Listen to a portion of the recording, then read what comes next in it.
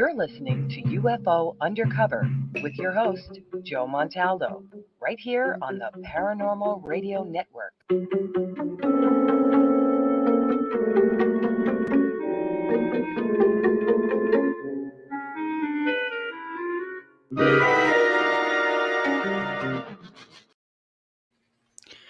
Okie dokie, people. That's not supposed to be doing that. That's supposed to be playing a song. I had enough.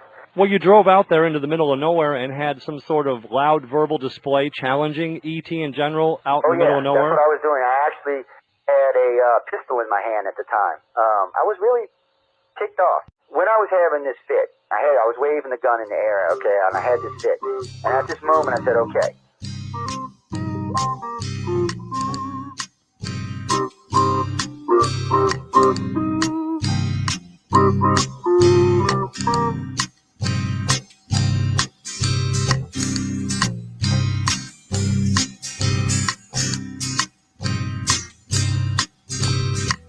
He was a Louisiana man named Montaldo. Folks around called him Six Gun Joe. Worked with ICAR, don't you know? Investigating UFOs. Out for a drive with a gal one night, they stopped to check out the reporting site. When an alien lit right there on the ground, he commenced to throwing his weight around. Now, old Six Gun didn't take too kindly to that kind of thing, especially without Vaseline or anything like that, Seriously. Well, Six Gun looked that critter right in the eye and said, "Any last wish before you die?" He yells, reached for his gun, quick as a twitch, and said, "Fill your claw, you son of a bitch." Now a legend spread across the land about this pistol-waving man. But if you're from space or from Earth below, you don't give no lip to Six Gun Joe.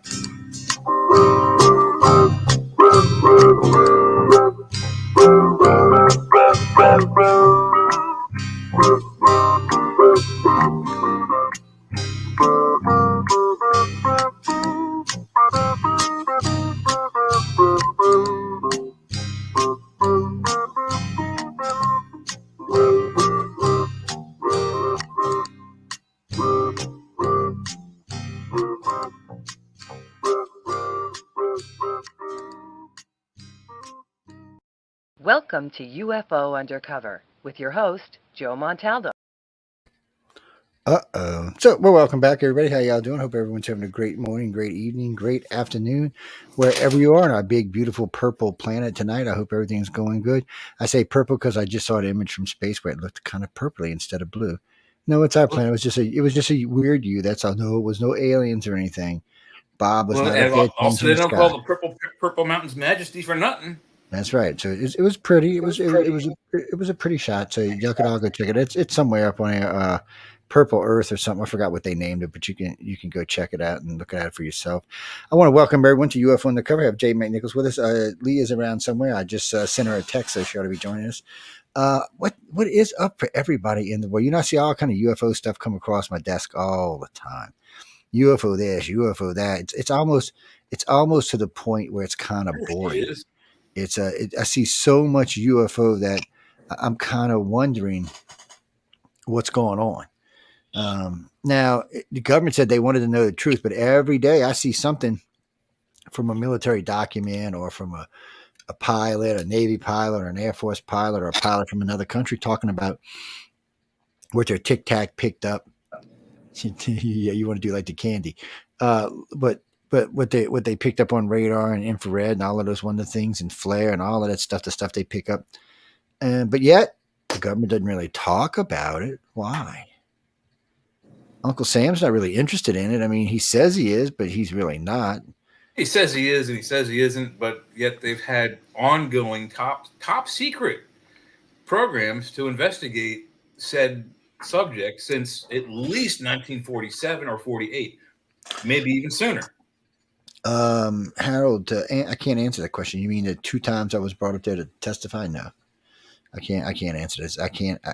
I can't give you actually how many hours it was. If you would have been listening to the show a while back from the first time, it actually has the amount of hours listed. But I can't. I was told not to talk about that. Yeah, a couple of things I was told not to talk about. Yes, why we invite aliens on the show? I don't know. That's just some nights aliens get in. I don't know what that is. We had Alfred Weber on. He's definitely an alien. I mean, there's no doubt that he's an alien. We have no end around against their technology. So if they want in, nothing we can do about it anyway. Welcome, Leah. How are you? Ooh, hello, Leah. Hello, Leah. Okay, I'm normal now. No, Leah Dunbar's with us. No, Leah knows his stuff when it comes to all of this. You'd be surprised what Leah's got up in her head. What do you mean? No, you're not. Look, people like you are not going to Mars for sure. Elon's going to go, you're a conspiracy freak. You're going away. No. Not to say Elon don't have his share of conspiracies now. We're not going to get into it tonight. We'll save it for another show, but he's into a few conspiracies here and there and there and here. And, he's not, let's just say this. He's not conspiracy free. How's that? We'll just leave it at that and say he's not conspiracy free. What do you mean my camera's always in a different position? Yeah, sometimes it's facing that way. Sometimes it's facing straight on me. Sometimes it's facing over there. Well, because all that shit's back there. Y'all need to look at that stuff. That's what it's back there for. And look, see, I'll move sideways some more and y'all can even see what's back there. Well, people write to me all the time about what they see back there. Yeah, because I move stuff around and some people catch it, some people don't.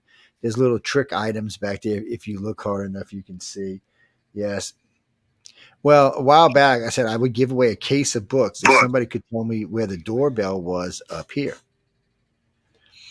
And, it went for like 4 weeks before, and it's easy to see. They went for like 4 weeks before they found the doorbell up there. Yep. I must have got 500 entries and nobody knew where the doorbell was. And then some kid, and I'm not kidding, he was like 17, writes in and he goes, I know right where it's at. And I'm like, where? And he said, it's right here. And it was right where he was at. So I sent him a case of books. It was not cheap because he was in Canada. What do you mean, Jack? You still don't see it, Jack? Look right there. See right there next to the lamp? There's a doorbell sitting there. Yes, there is. The door. It's actually technically it's a doorbell button. It's just the button. Yeah, the bell itself is elsewhere. It's in the wall in the other room where it should be. No, I changed it out to a camera thing. That's why it's there. Well, when I ask somebody where the BB is, and the bad part is if you're a regular listener to the show, you've heard me talk about this BB on this show before, and we give away books and stuff because of this little BB. Matter of fact, we're going to give away a Death and a Taxman, David Hankins book tonight. So I haven't decided what we're going to give it away for. If y'all can tell me what Leah's last name is, no, it's on the damn screen, man. What are you talking about? Might as well ask who's buried in Grant's tomb. What her alien name is? I don't know what her alien name is. So that's just cheating. You can just say whatever the hell you wanted. No, but somewhere probably at the top of the hour we'll give it away. Isn't Leah short for alien? Yes. I am an alien. You know what? The aliens like the I-95 song, by the way, so y'all better watch out or have to play it. It's reminiscent of a King Crimson song called Thela Hunjinjit. And Thela Hunjinjit is it's like I forget what you call it. Is it an anagram? If you mix the words around, it spells heat in the jungle. And the lead singer, Adrian Blue, wrote the song while he was walking through New York. He's got a tape recorder. He's recording what he sees in the, rundown parts of New York, the bad areas. And then several guys approach him with a handgun and ask him what he's doing. And he's like, I'm in this band, King Crimson, and I'm making a tape about life in the city. And they let him go. And he puts this recording in his song. And it's very similar to that. Yeah, what do you mean you don't know that? Well, I can't help. If you don't know what the I-95 song is, you just don't know what it is. It's been played on this network more than one time. It's not really appropriate for this particular, but you know what? I might play it on Friday. It's a song at the beginning of the show, right? No. I might play it at the actually beginning of the show was actually written. So you ever heard "Were You Born an Asshole"? That's the I-95 song. That's what it is. That's why I don't get played on this show. It gets played on the Friday show every once in a while, but not on this show. Yes, like we play it for Joe Biden sometimes, yes.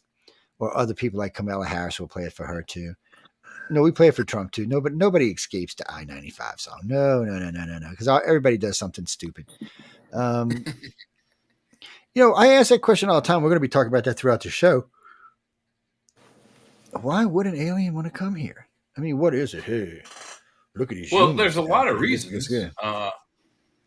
If you You read, if you stinky believe aliens, some keep of the, your hands off our women. Yeah, go ahead, Jim. Sorry.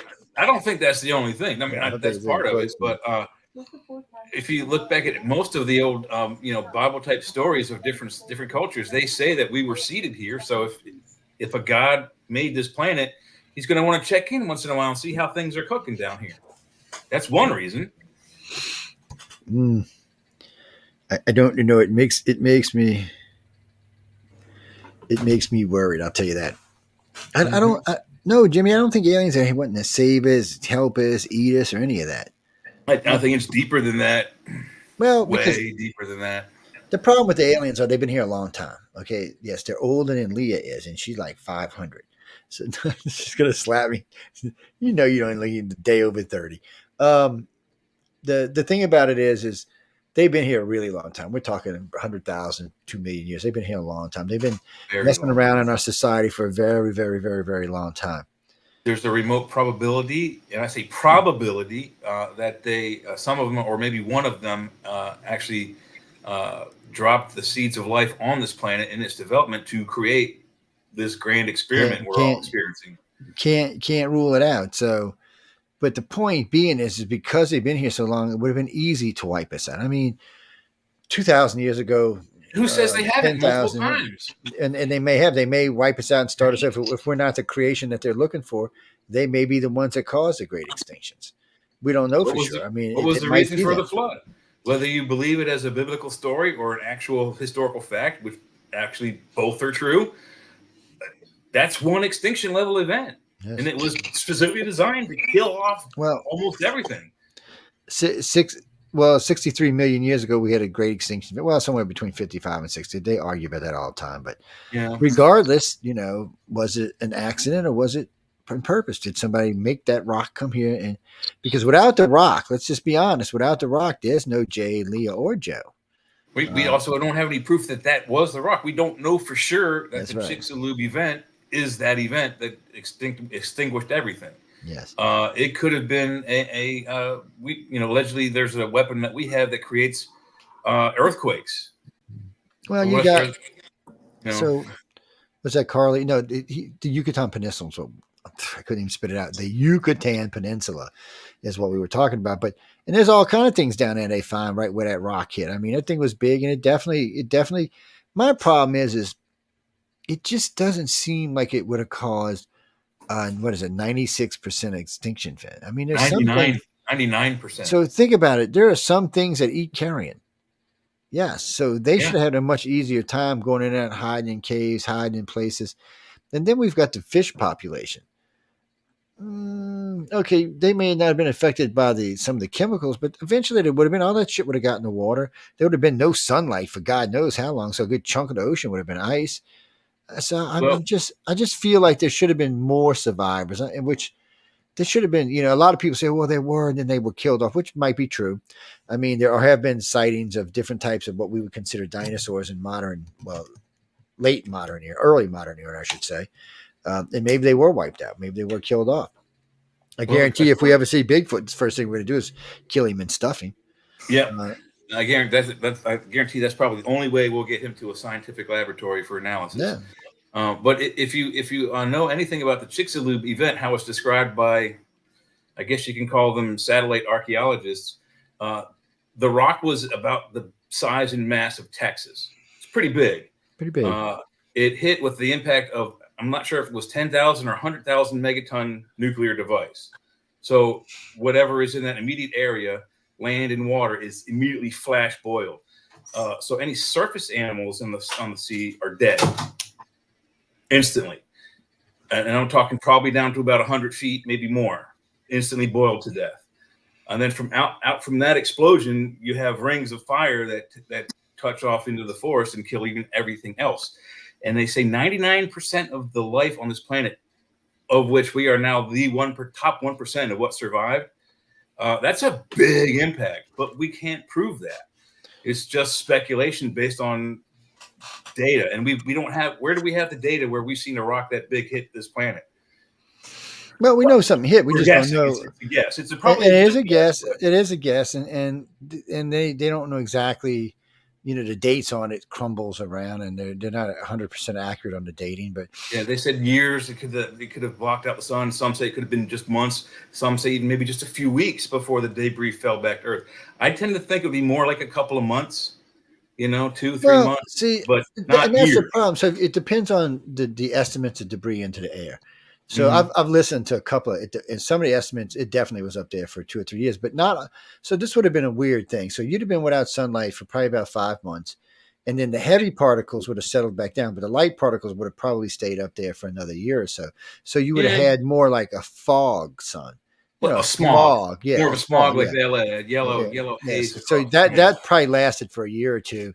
That was probably around. But when I hear these estimates of 100 years and stuff, I'm like, really? Where are you coming up with this stuff Yeah, from? There would have been nothing left on the planet. Maybe the some Earth rats. is a lot more resilient than people give it credit for. We, as a species, although we can defeat much of nature, if we were to leave the planet tomorrow and leave everything working, if we came back in 10 years, it would all be crumbling apart.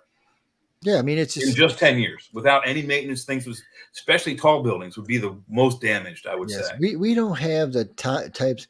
Now that we done learned the lesson how to build Roman concrete, shit might last a little bit longer. At least Mhm. Romans got stuff that are over 2,000 years old. So The we aqueducts are still an actual ancient historical working public yep service working that purpose draws service. water from the What? aquifers in the north of Europe and bring it down to Rome. Working things that are 1,000-year-old. And you know how much cleaner water is when you let it trail down something in the open like that. It's naturally Yeah. filtered through the Yeah, concrete. it's that in the air, bouncing it around. It's just a better way of doing it. Any latent chemicals we left in it, chlorine, bromine, urine, I, would I, within a day boil out just from the sun looking at it. I would imagine back in the day, Roman water probably was pretty sweet. Well, there was no chemicals in the air back then, people. It's just and nothing leached out of their concrete, so there would have been none of that problem to worry about unless somebody poisoned the supply. And as far as I know, that never happened. So, well, What's today's topic about, Joe? Today's topic is the 10 best reasons our dumbasses shouldn't be in space. Well, I would say in space, but at least not venturing outside of our. Let's solar outside system. Certainly of not our looking space. for an extraterrestrial life. That's a intergalactic said that space. idea. Yeah, I should have listed it as intergalactic space. So the first thing that pops to my mind is the fact that we've kind of colonized the whole world, and look how that's turned out. What would happen once we start commercializing space? Are you calling us a virus? Shame on you. Well, we do act like one when we are already commercializing space. Yes, I know. Thanks to people like Bigelow and whoever else out there. Bigelow. Don't pick on my boyfriend now. I'll get upset with you. I wanted to work for him. I really did. You'd be picking on my boyfriend. We'll be fighting, man. Jackie, but I did put together a list, and it's a tentative list. And if you want, I can read. I can go from 10 to 1 real quick, and then we can talk about them, or we can just start at the top and go to 1. Let's just start at the top and go down. What do you think, Leah? Leah agrees. Okay. Yeah. She just said, "Let me smack y'all both around." And then we can change this. This is just a first draft. I think number 10, the number 10 reason why we should not venture out beyond our solar system technology. Now, if you listen to the rumors, the Black Ops people have technology that's 100 to 300 years in advance of what we have.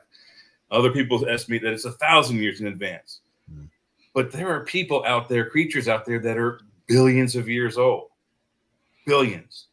And if we remember the show about the Kardashev scale, we're a 0 on a scale of 1 to 3. And if we just encounter a Kardashev level 1 planetary system, they're capable of controlling their entire planet. Like earthquakes and hurricanes don't bother them. They can probably actually control the weather to the point where the whole planet is mild and nice and only rains when they need it. Don't we have weather modification technology here? Some people think we do. Allegedly we have some of that, yeah. But it's, again, top secret, so it's not public. But in any event, even if we had the control of our weather, think about just someone who's like Star Wars level. They'd kick our ass at our technology level. That's one. And really Star Wars level technology is not even that really great of technology. Really not. It's number 1. Star Wars and Star Trek technology is the number 1 Kardashev scale planetary technology. Yes, 2 is even better than that. So. Well, what do you mean, Ronnie? No, Ronnie, we'll get there. I mean, give us another 1,000 years or so. It might be faster. It's not even that. There's two things that are holding us back right now. One, we're not a united planet, so it makes it much harder to get things done. And two, we really haven't crossed the barrier with something that can give us true high speed technology, meaning that we haven't figured out how to use dark matter yet. We haven't figured out how to use antimatter yet. And that's actually number 9 on the list. Yes. Our resources, we don't have the resources to gain the speeds to escape our solar system and get to other places like that. What do you mean, Ronnie? No, we haven't mastered cold fusion yet. No, we haven't. We're trying to, and we do have actually working reactors finally. Yeah, but we're nowhere near mastered. They stay lit for only a few hours at a time, though, and before they peter out. So we're not there. So the goal is for one of these reactors so they're saying right now this one will be about the size of two rigs would be able to power all of New York indefinitely. Well, you got to understand the way it works. Once you get one of these reactors going, it doesn't stop. If you ever watch Stargate and their 0-point modules, it's basically what you're talking about. Once it gets going, that's it. It keeps going. Now it eventually might wear itself out due to other reasons. It's like a battery. Eventually the energy runs out. But these things will outlive you for sure. So what they're talking about is, so they want to build these that power the cities, but they're going to have the ones about like this, about basketball size, that are interchangeable. They can power your house. They can power your private plane. They can your private plane. That's what I just said. Your car, whatever you're using to get around in, this can power it. So you have power at the hand, and if you have two of them, you can power all kinds of sorts of stuff.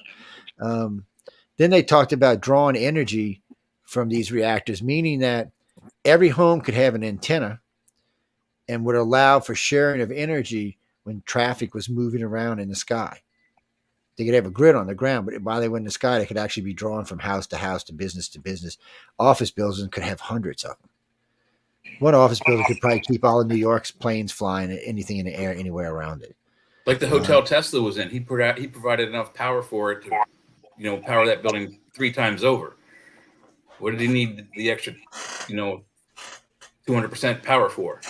His experiments. So just think about that.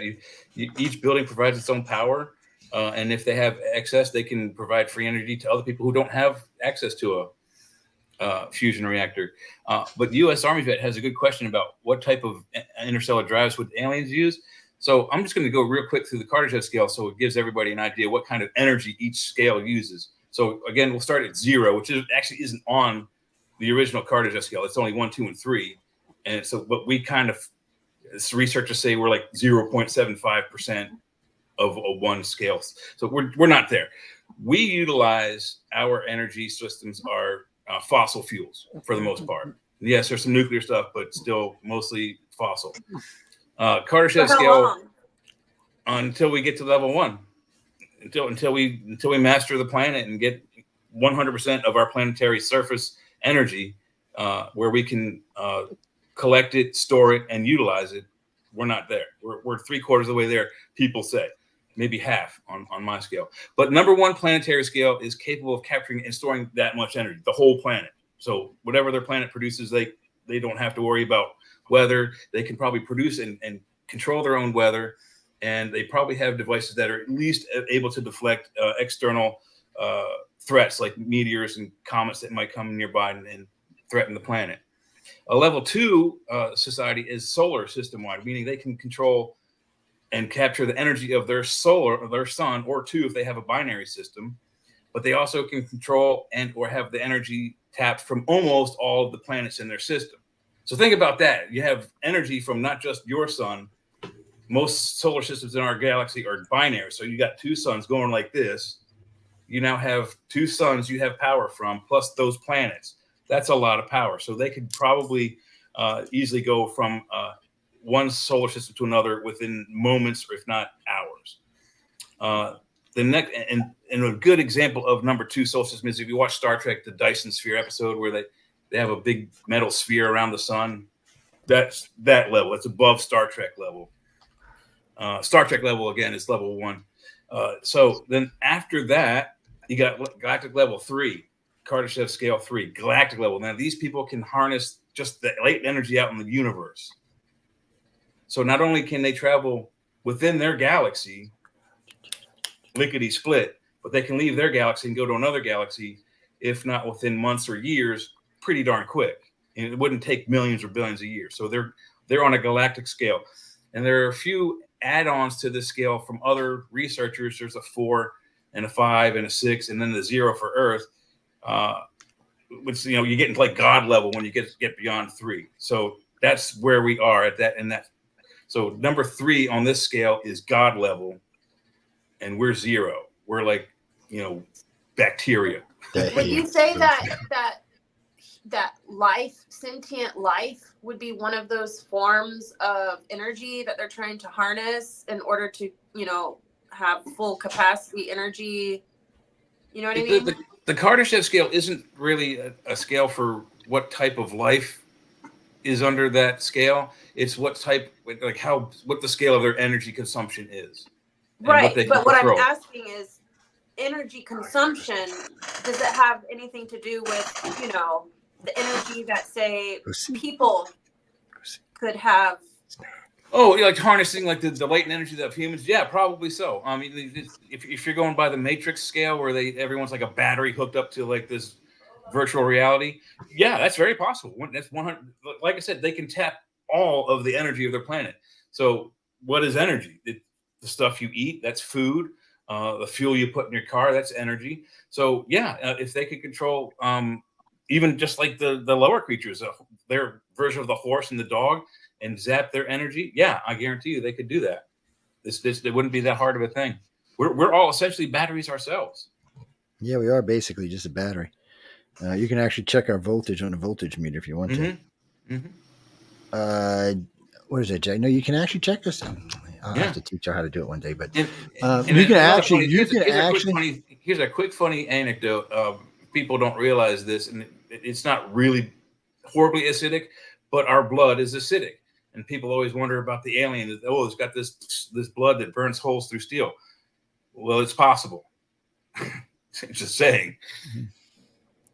People, you know, you can make a light bulb glow in your fingers. Did y'all know that? Just an ordinary, everyday, inconsistent. Actually, LEDs are easier because they take way less power. Yep. Yes. Well, for people who, the easiest way to do it is take your shoes off, put your socks on, walk across the carpet, drag your feet a little bit, and then pick up the bulb, put it in your fingers. If there's static there, guess what? That bulb's going to glow. You have to hold the threads and the bottom, or it won't go on. Yeah, you got to complete the circuit. You can't just. It has to have positive, negative connection. You can do it with an LED battery backup. They have a light bulb that you can screw into a table lamps or whatever, and when the power goes off, that lamp stays on because it has a battery that's charged while you turn the light on. When you have power, it charges up. When the power goes off, the battery kicks in. When you unscrew that and you hold the screw and the bottom of it, it lights up. Ricky, you complete the circuit. What do you mean? What is my favorite reason not to go into space? Because we're dumbasses. Yeah. That is my overall favorite reason, because really and truly, when I look around, because Leah made a point earlier, I mean, just look at the planet. And do you think that we need to be into space? And, you know, somebody asked a question a few minutes ago, will we be abducting people when we get into space? Well, guess what? We already do it here on Earth. Yes. Betcha. First off, we abduct every freaking animal you can think of. Yeah, we tag them, dart them, drug them, do everything. Has no one seen Animal or Wild Kingdom? But here's something y'all didn't know. Look it up on YouTube. Mutual Omaha's Wild Kingdom. Every week they had this old guy, I forget his name. He was up in the helicopter while Jim, his lovable buffoon, would wrestle like alligators and crocodiles in the African plains and then put tags on them or electronic device. We have been doing that since before Darwin. But here's something most of y'all didn't know. In the early 1800s, they used to, they used blow darts, and they would take people in Africa and do experiments on them and then put them back when they woke up without them actually knowing what happened to them. Also did it in South America, too. And a lot of people think that it happened in the United States in the 1900s. So, yeah, if we're abducting our own people and all of our animals, I have no doubt when we get into space, we better go abduct somebody on that planet and see what kind of blood they got, see what they got, check it. Instead of just saying, hey, let's be friends and, maybe working something out that's special. No, that's that. We don't want to do that. That's another reason we have to be a united planet. You can't have 200 countries going into space. It will be a freaking nightmare. It's going to be nothing but pure war. It's warfare. That's all we do. Well, We because fight the about all Russians or the kinds of stupid stuff. Chinese or the North Koreans, somebody will go off and piss another planet off with technology 10 times better than ours, and they're going to come kill Earth because these morons are from Earth, even though we had nothing to do with it. Yeah, and actually, that's a good segue because that's number 8 on the top 10 reasons why we shouldn't be going out of our solar system is our weaponry. It's not there. We're shooting gas-powered bullets. Which, by the way, do about jack in space. Oh, if you're inside the space station, yeah. Outside, though, nah, not so much. Mm-hmm. And think about it: if you're outside the space station and you shoot a firearm through the skin of the space station, everybody dies. It's, first off, we need technologies that if we run through some rock somewhere, we're not going to die. We don't have the proper methods to. I mean, physically, maybe on a planet we have physical martial arts skills and handheld weapons that are effective against other life forms, but we don't have energy weapons. We don't have tricorders. We don't have any of the stuff in Star Trek that made them superior to most of the people they encountered. Do you realize, we don't even have shielding of any kind? We can't even shield ourselves from a nuke yet. But you want to put us in space in a spaceship. And the kind of surrounded by radiation, surrounded by it. And so this shows you, though, a difference in a change in pace. So Elon is building, they like to call it the all stainless steel spaceship. So he's building something that is meteor resistant if a meteor hits it. You know, there are also micrometeors. That's what I was going to say. So small, yeah. Micrometeors are the words. The space station gets hit by micrometeors on a regular basis. They have patch kits up there. Oh yes, guys. Sorry, it does happen. Nobody's been killed. Everybody's been lucky, but it does happen. They've been hit by even bigger ones. Which you see in some of the Star Trek shows when they have a micrometeor burst through one of the shuttlecraft. I think it's on Enterprise. How do they find it? Well, they have this special thing that makes smoke, and they follow the smoke through the hole in the wall. Plug that hole. Yes, it's.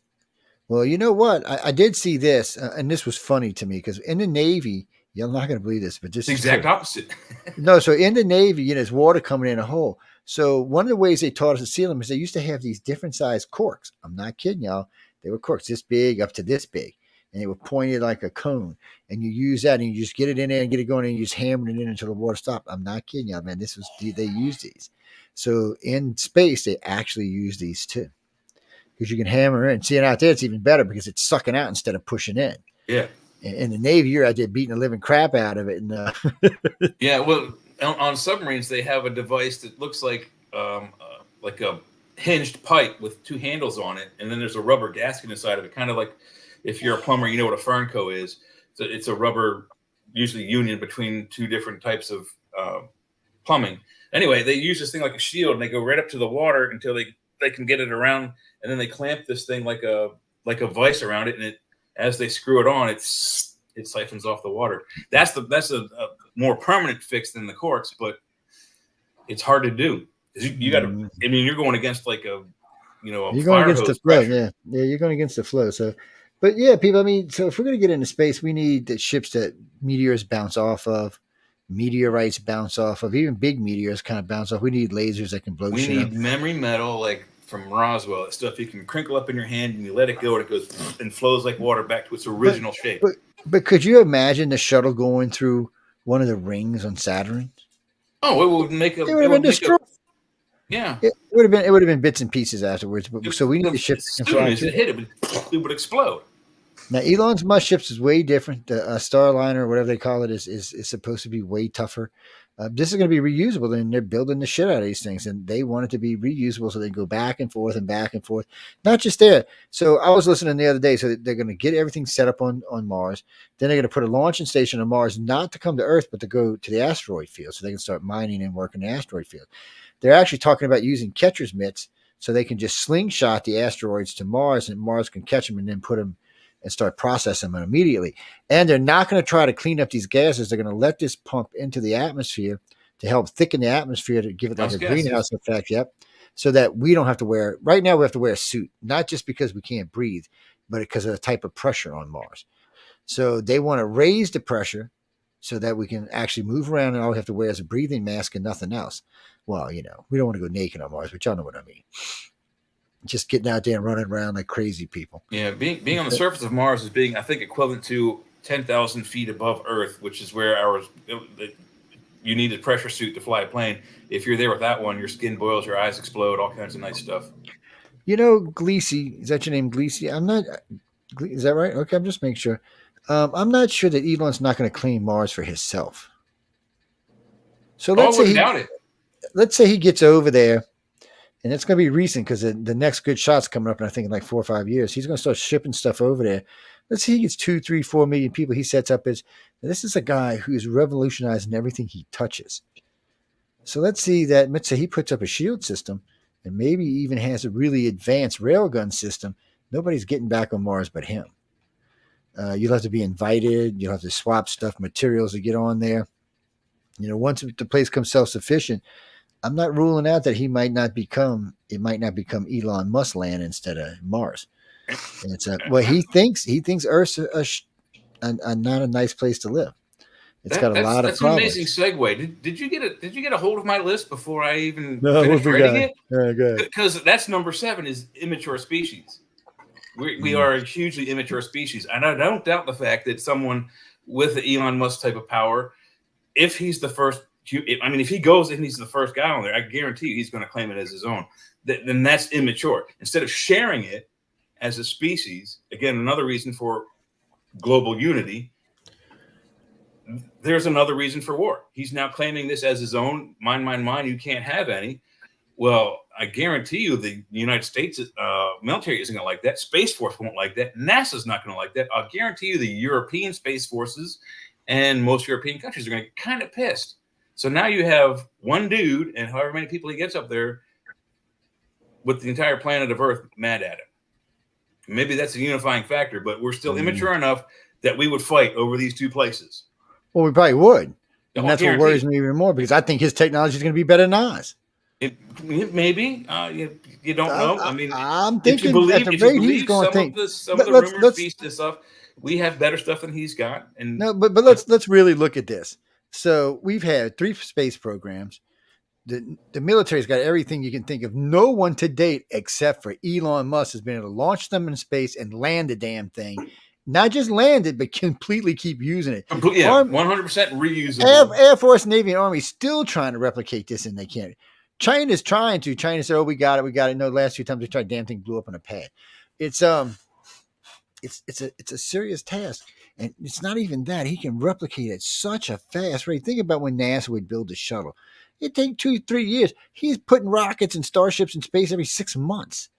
And as far as his regular rockets, end of it, there were 3 rockets that were required to launch that into a huge fuel tank, and 2 of them cost $1 million each to make back in the 80s.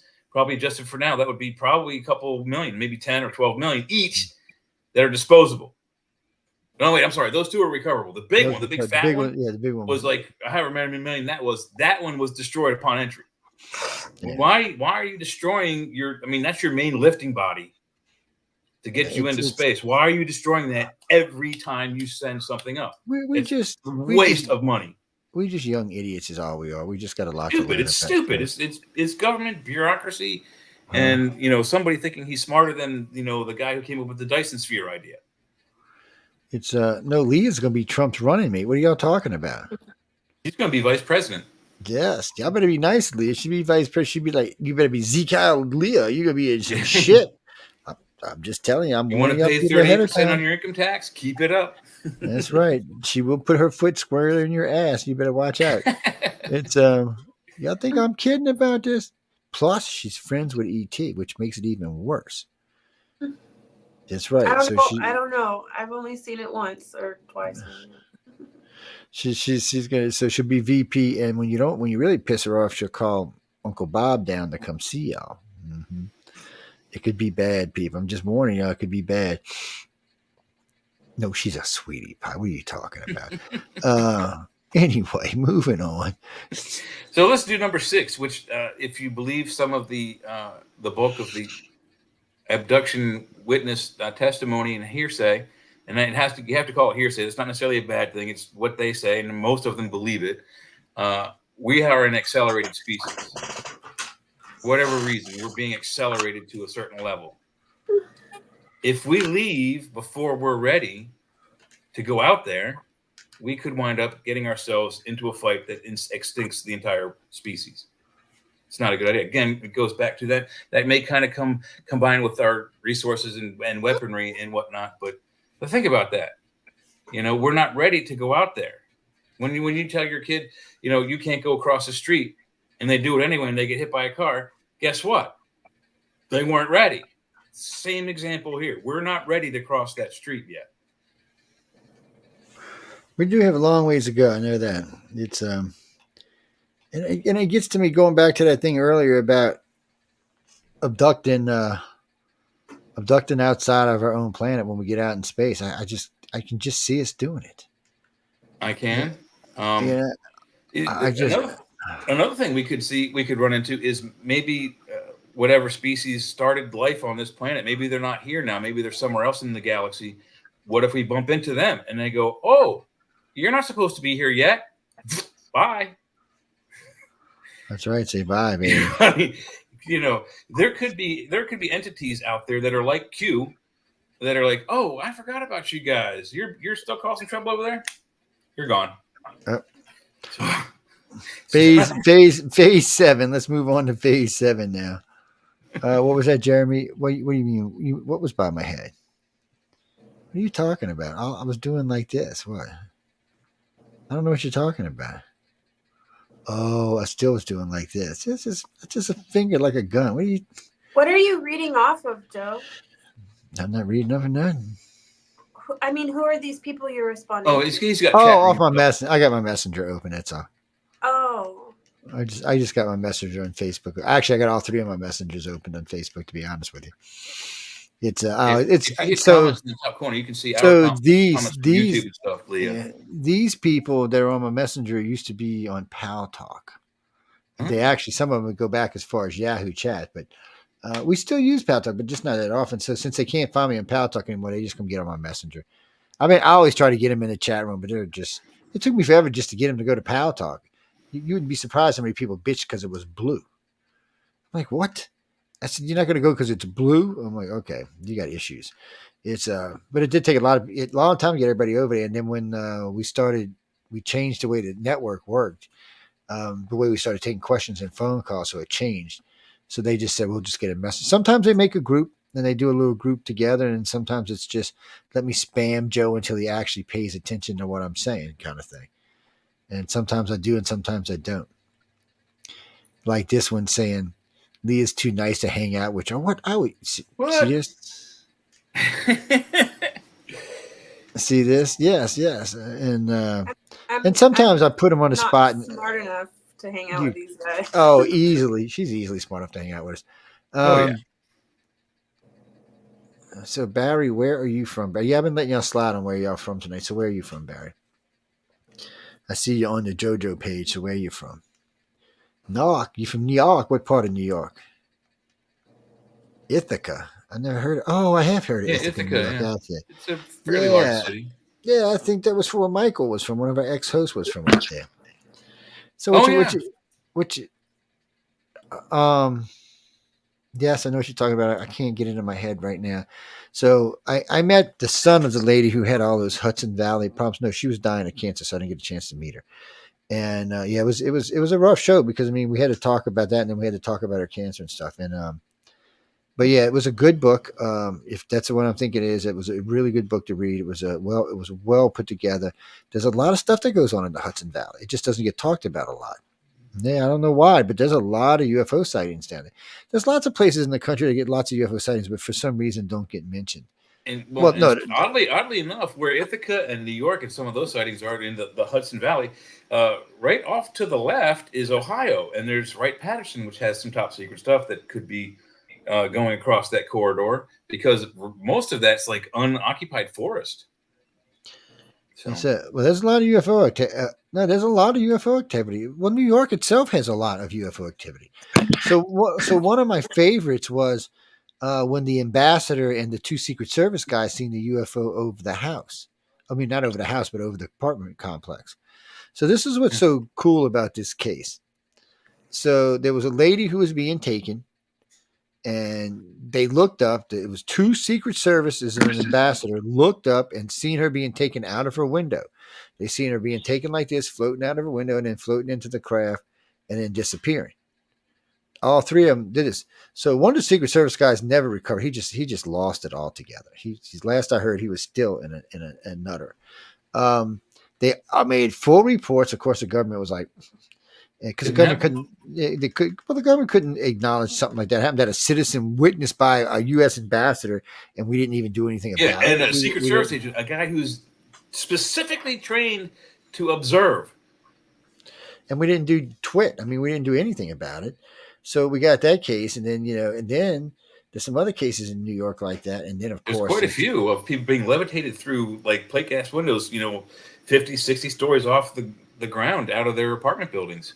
And then there's the Cash Landry case where the United States government irradiated U.S. citizens on a Texas highway. Oh no, that was not alien. So this case, these people are driving down this highway, doing their business. This UFO thing comes along. I think I know which one you mean. The grandmother's mother and her son. Yeah, and so the thing comes over. It irradiated. 2 of them ended up dying from radiation poison. One took a lot longer than the other.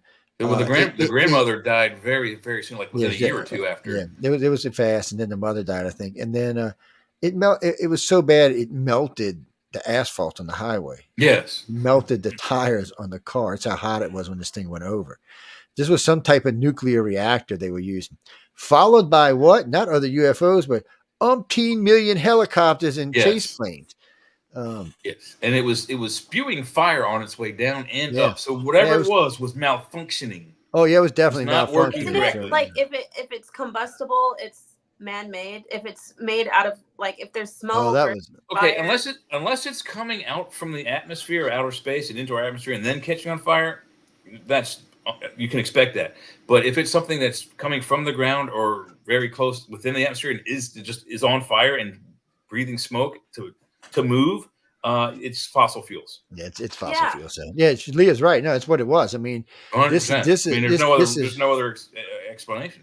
This was our technology. No ifs, ands, or buts about it. Government never even said as much as a F you to these people. There was no doubt where this technology came from. What about the other one? I think is in New York, where the guy says he saw a UFO and it blasted some sort of steam out of a vent, and then he had like the holes from the vent steam burned into his skin, and they disappeared and came back every several years or so. You remember that one? Yeah, it sounds very similar. He got hit with hot steam, and I don't think a spaceship needs steam to operate. No, I don't. There's just so many things that are just that we were trying back in the 40s, 50s, 60s, 70s, and 80s, even into the 90s. It's a little different now. I've seen that question go by a few minutes ago, but it's pretty different now because we're watching a lot more. There's way more of us to start off with. There's 8 billion people on the planet, 340 million Americans running around. No, Jackie, I checked it. I've seen other places that said 400 million, but when I checked the census, it said 333 million. Yeah. Well, we're 4 years out now from the 2020 census, but I doubt we gained that many people. Oh, we'll be 400 million at the next census in 2030. Yeah, we're expected to replicate 200 million new lives every year or so. We're ready. Quite a lot of people. The Chinese are trying to slow down. Americans talking about speed. Well, Americans, I think, are at 1.5. I think the birth rate's 1.5 in the U.S. And the death rate, though, is almost 1.5 too. So it's if those two numbers maintain balance, that's a good thing. But it has to maintain balance worldwide, not just in one country. Well, you can't. You've got to have 1.75 growth and 1.35 death, or you don't get any growth. If you're even, eventually the population dies out because then nobody can produce anything new. What was that? That was an alien in my house. I just heard a freaking alien. I am getting nervous now. No aliens allowed. People doing shows. No aliens, yeah. What was that, Carly? So, what do you mean about? No, you mean going out to deep space? There's so many reasons to keep ourselves here. Technology is one of the big ones. That's good. That's good that she did that because it's a good segue. We're about halfway through. Number 5, I figure, is our knowledge base, and not just things history stuff, but physics knowledge. we just don't have a 100% firm grasp of physics. And this is evidenced by physicists who have observed UFO craft, either on film or in person. We cannot replicate this type of physics, but yet that physics exists. And in order for us to maintain, again, like Joe said, a safe ship in outer space, we have to be safe in it. If we were to take, say, an F-22 and explode it into like the size of a 747, and then still have the fighter jet capabilities and put that in outer space, as soon as that thing takes a turn, everybody in that spaceship is jello. We don't have the physical knowledge to maintain very high speeds and take turns without turning ourselves into goo. You know, I think there's a scene in season 3 of The Expanse. You got to see the scene because it proves what we're talking about so eloquently. The guy's in his little rock hop. He's trying to break space records. He's cruising around, zinging along at these high speeds. And he went to turn into a hole, and he just stopped. Guess what happened? He stopped so fast that the body's part of the body stayed. The other part of the body just slushed off of him. And then the rest followed behind him. It was wicked looking, but it's how it would happen to us. But not only those kind of physics, we don't have knowledge of the kind of physics of traveling through space, particularly from galaxy to galaxy and solar system to solar system. There are many factors involved. It takes huge computers for us to even calculate the trajectory from here to the moon. Now, those computers now are smaller with our cell phones. Big deal. If you don't have the right math, and you type in just one wrong integer, even by like a 0.001%, you're going to miss your target. But it's worse than that because we don't know actually what's in space. So let's say tomorrow somebody invents faster than light travel. I've always said this, and I even said this to Michio Keiko about this. I said, look, I believe somebody's going to come up with a way for us to go faster than light. I said, so that's not the issue. Probably before we're ready for it. But the problem is how do you see what's between us and Proxima Centauri? You don't know what's out there. And traveling at light speed and hitting something is just a non sequitur kind of thing. You just can't do that. Mm-hmm. Even if it don't destroy the ship, it's going to send it off sailing somewhere. Does anybody remember Han Solo?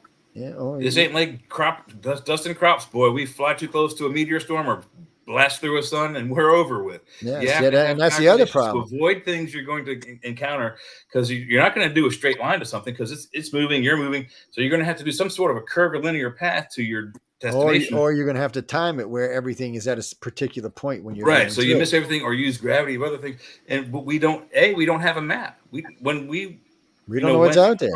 We have to try to map those areas of space. So we don't, here's an area of darkness. We don't know what's in there. Here's an area of lightness. We know there's a bunch of planets. Here's a asteroid field. We need to know the obstacles in order to get by them, or we're going to not make it through. And the other problem is there's just bunches of junk in space floating around. We got all that shit. We got to know where it's at. How we can destroy it if we have to. How many garbage there's thousands of satellites that aren't even being used anymore, just floating around. Thousands, but not even that. There's millions and millions of small enough pieces that can destroy the type of skins on our spaceship right now. Nuts, bolts, screwdrivers, belt buckles, all kinds of trash that has come off of our space flights. All of our space flights to the moon and all of our satellites, when they went up, those are going up with nuts and bolts rockets. Those things are going thousands of miles an hour off of the planet. Stuff falls off, and it's all floating around in space. All of it, trash, garbage, space stations, men, you name it. It's a dangerous place. It's a shooting gallery. That's the problem. It is a shooting gallery. It's just getting worse and worse and worse. Is there any plan to try and gather all that space debris and clear it out or recycle it or anything? A couple of countries have talked about it. Elon Musk has also talked about it. So wait, let me see this. Task. There are 36,000 objects floating around the planet that are no longer being used. 36,000. That is outrageous, people. You should all be bitching. It's all up in your sky. Jesus, Mary and Joseph. I mean, how ignorant. We just get more ignorant. So there should be a rule. Every time you go to space, you got to bring something back. Yep. Pack out your trash. Or knock it out of orbit. Yeah, pack up your trash. We do it in the woods. Important. That's got to be some important mission that some space team out there is trying to accomplish, like clearing. If I they're going don't to think- clear the oceans of all of the plastic, you might as well also go Yeah. a step further and clear the space of all the debris. There's no one actually trying that. It's a good idea. And the plastic idea, we are trying to work on it, but there's allegedly like this blob of plastic floating around in the Pacific somewhere northeast of Australia that's like all plastic. But it's like the size of a floating island. I mean, you can actually stand on it and float around in the ocean with it. But it's going to take, I think they said it would take, 20 years, 30 years, something like that to siphon all that plastic out of the ocean, even though it's one big mass. Yeah, so this so it's a huge task, period. So this private military organization said a total there is 170 million pieces of space junk. Mm-hmm. Counting nuts, bolts, screws, all kind of shit. They're Screwdrivers. They're saying there's that's probably not a even space boot floating around up there. I guarantee you there's a couple of 100 tons or more of just frozen urine floating up there. I know, huh? Yeah. But he's That's saying what makes me think that these beings that visit us are interdimensional instead of, they come in and out of the atmosphere. I feel like they've got to have some type of technology that allows them to surpass that debris barrier. Oh yeah, certainly. They're not going to use it for us, but so this isn't. But see what we were just talking about. That's not satellites. That's junk. Yeah, it's trash. It's just trash. So satellites, we've got almost 7,000 satellites up there right now, which 3,100 are decommissioned. So they're just hanging out, and eventually they'll fall out the sky. Almost half of them are not being used. Yeah, it's the rest of it is just junk. Mm-hmm. So I say we put Leah in one of the starships, give her a scoop, and let her go. Let me do it. I'll do it. I'll give me a job. Give her a net and just let her go. Maybe that would actually be kind of fun. Just think about the cool things you might find. Look at this. Here's a nut right off of Apollo 11 because it says so right there. That would be really neat. I know. That would be a you could really fish fun history job. out of the atmosphere. I would do it. I'd sign up for it in a heartbeat. Somewhere there's a golf ball floating around out there. No, Neil Armstrong's golf ball actually did impact back on the Earth, or on the Moon, rather. Excuse me. Oh, did it? Oh, well. Yeah, I don't think there's a man strong enough. Maybe Arnold Schwarzenegger in his prime, maybe he could drive a golf ball off the moon. But remember, it's only 1/6 that of gravity, so there's still gravity. So that ball, you're talking about as far as the size of the moon, you're talking like a pea to a grain of sand. It's going to come back. Let's see. I'll fix that sucker. I'll put it in one of those fireworks. What might be cool is to get a football player up there in his prime and see if he can launch a football off the moon and have it come to the Earth. Well, the best way to knock stuff off the moon is not to try to send it up. It's to send it like this. Yeah. Because the moon, is the way it's not spinning. It's just moving along. No, whoever wrote that, the moon does not spin. That's why we have a dark side of the moon. It is tidally locked. It's locked. You can't. It doesn't. Tidally locked. The same face of the moon always points at Earth. No, the change in moon's phases does not mean the thing is spinning. Never mind. That's our shadow going across the front of it. Yes, people learn more about the moon. No, Jay turns into the werewolf. No, I don't. Yeah, and I don't need a full moon to do it either. I don't turn a werewolf. We talk. We're gonna get back to that in a minute, but I don't. For this particular planet, I mean, if I was in deep space and I was cruising along and I looked out the window and said, "Well, look at that blue water ass barren planet over there," and it depends where I came from. If I came from a planet like it, I'd probably keep on going. If I came from a different kind of planet like Dune or something, I'd probably stop and check us out. Or if I listen to the radio waves or TV waves for a little while, I might keep on going. So if you go maybe out we far come back enough, in. You could actually, in theory, collect all radio and television transmissions from, when did the radio come out? 1920, 1918. Well, what about when they turned 100 light years right digital on, like back in what, like 2008 or something when Obama was president? It's still being broadcast into space. Yeah. You could literally go out there and just sit there and collect all of history from radio and television for. Well, that would be. I feel like that would be terrifying for other civilizations that are at least peaceful, because I was just sifting through some TV last night at this place, and it was all about, you know, murders and the most, like 10 most evil men, and, you know, cold case files, and it was just all like death and Yeah, and whose fault is that? scary That's our stuff. fault. Like there wasn't anything like uplifting, or I mean, there was a nature channel on there, but you know, it just seemed like the TV itself is it's racked with violence. There's a lot of violence. Yes, I mean, so much violence. I don't understand it. Well, I mean, coming from a guy's point of view, we kind of like it. I'm fascinated by it from the cinematographer's point of view. I have a degree in video production with minors in art history and photography, still photography. But if I had been able to bring my credits in cinematography from my other school to my alma mater, I would also have a minor in cinematography. And I've always been fascinated. As a little kid, you know, television was the coolest thing. I've been watching television since I was in my playpen. I watched shows I don't remember watching, but I'm like, I saw this show, but that show came out in 1966, and I was only, you know, 3 months old. But anyway, so I lost my train of thought. Where were we going? Why is TV so violent and based on death and murder? So it's because of us. My fascination with it was I've always been fascinated by the violence on it. How do they make the guy look like he just got shot with a rifle and falls off the saloon into the horse bucket? You know, I went to a Western show to watch the guys do the stunts. I figured out when I was like 4 or 5 how when they have a fist fight, you know, they're not hitting the guy's actual face. They're doing near misses. Every shot is inches by. And so me and all of my friends, when we played Cowboys and Indians, we all wore big fat belt buckles, because that's how the bar fights were in Westerns. Is you take a leather gloved hand and you punch the belt buckle. You don't actually hit the guy. You just impact the buckle, just like that. And the guy you hit reacts like you punched him really hard. And just those special effects and blood effects and how you do a throat cut fascinated me. So I know how to do all that stuff just for fun, but that's just the nature of the beast. That's what we like. I mean, there's that show Swamp People that actually shows people killing alligators.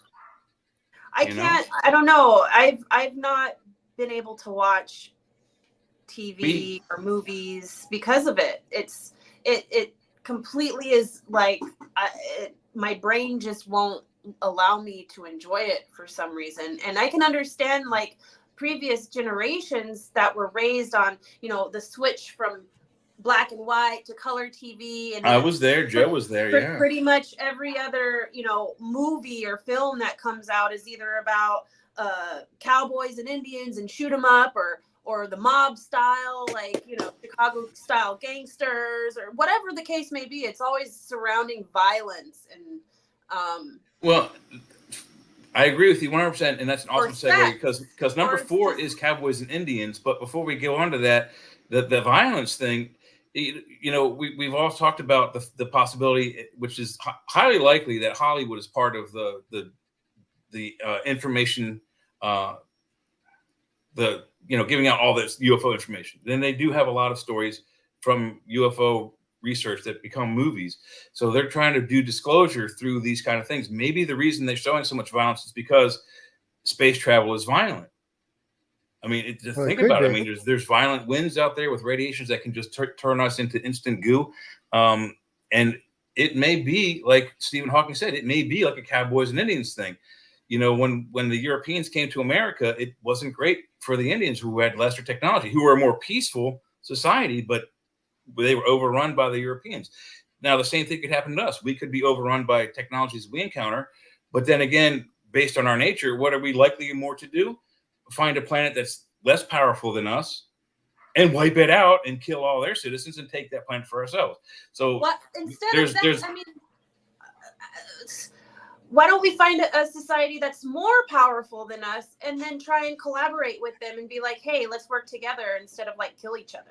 That's what I'm saying. The likelihood of it being the other way is we can only go by the examples on our planet, and the Europeans versus the Indians is the best example.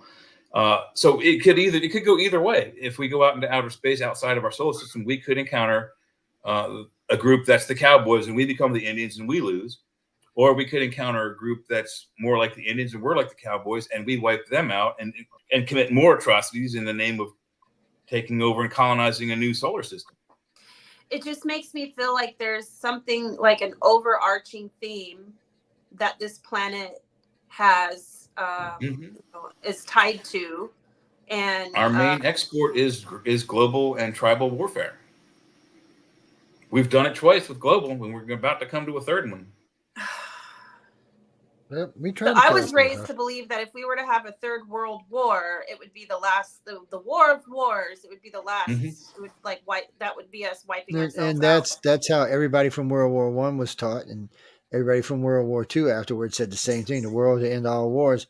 And World War III will simply be the war that wiped out 2/3 of the world's population, but it won't end the wars. Actually, according to Phil Schneider, he says by 2029. The alien presence intends to destroy or eliminate is, I think the word he uses, 5, 6 to 7 8, which are very specific numbers, right? 5, 6 is before 3/4 and 7 8 is just after 3/4 on any ruler. So that's a pretty specific amount of people that he expects to be dead or eliminated. But think about this. What if they don't intend to eliminate us, but remove us, like against our will, like kind of like an abduction thing. They put all of us in a big ark and then they go over to Mars and drop us off.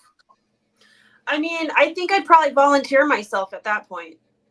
Well, you wouldn't be so much of a choice as you either you go or you die. It's kind of the thing I'm getting at is that what if there's a society that's powerful enough to harness their entire solar system, surely they can easily abduct all of us off the planet and drop us on another planet that we can, and maybe not necessarily survive on, but maybe be harsher to live on. But the chance to life is there. That brings me back to the human element of harnessing energy of our planet. I really feel like one of the main sources of energy on this planet is human life itself, and the ability for us to keep producing, creating, excavating.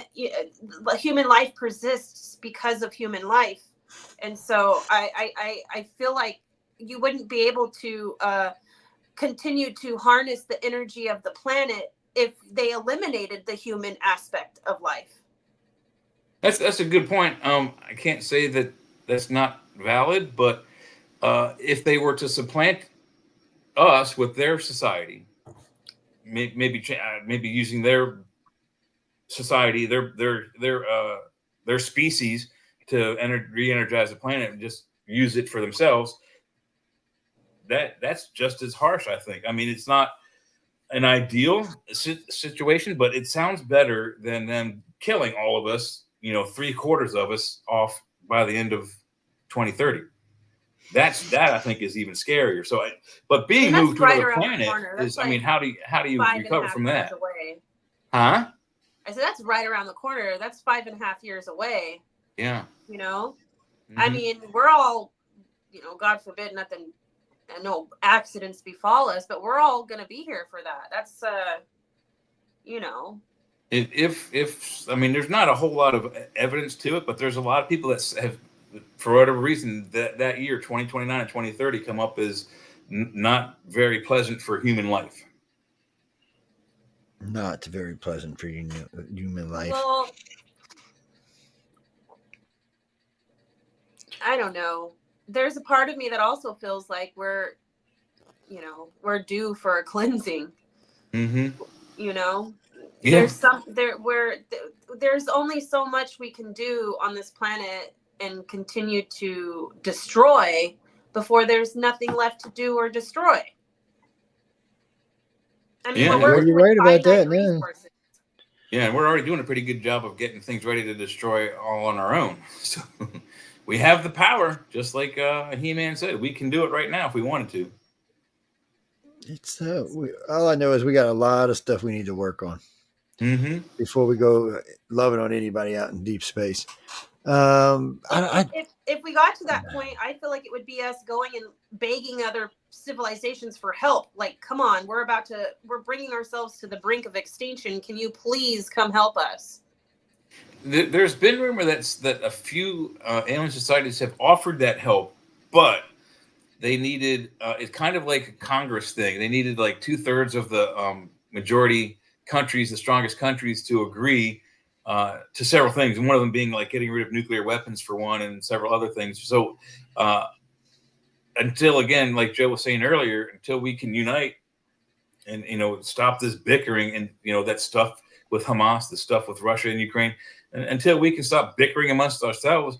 I mean, think about it if you had younger siblings, as you grow older, and your little sister wants to say, "Oh, you take me to the park to go roller skating." Like, no, you're on your own. You go play with your own friends. I'm going out. I got a car now. You got roller skates. Yeah, that's right. I got a car. Get out of here, buddy.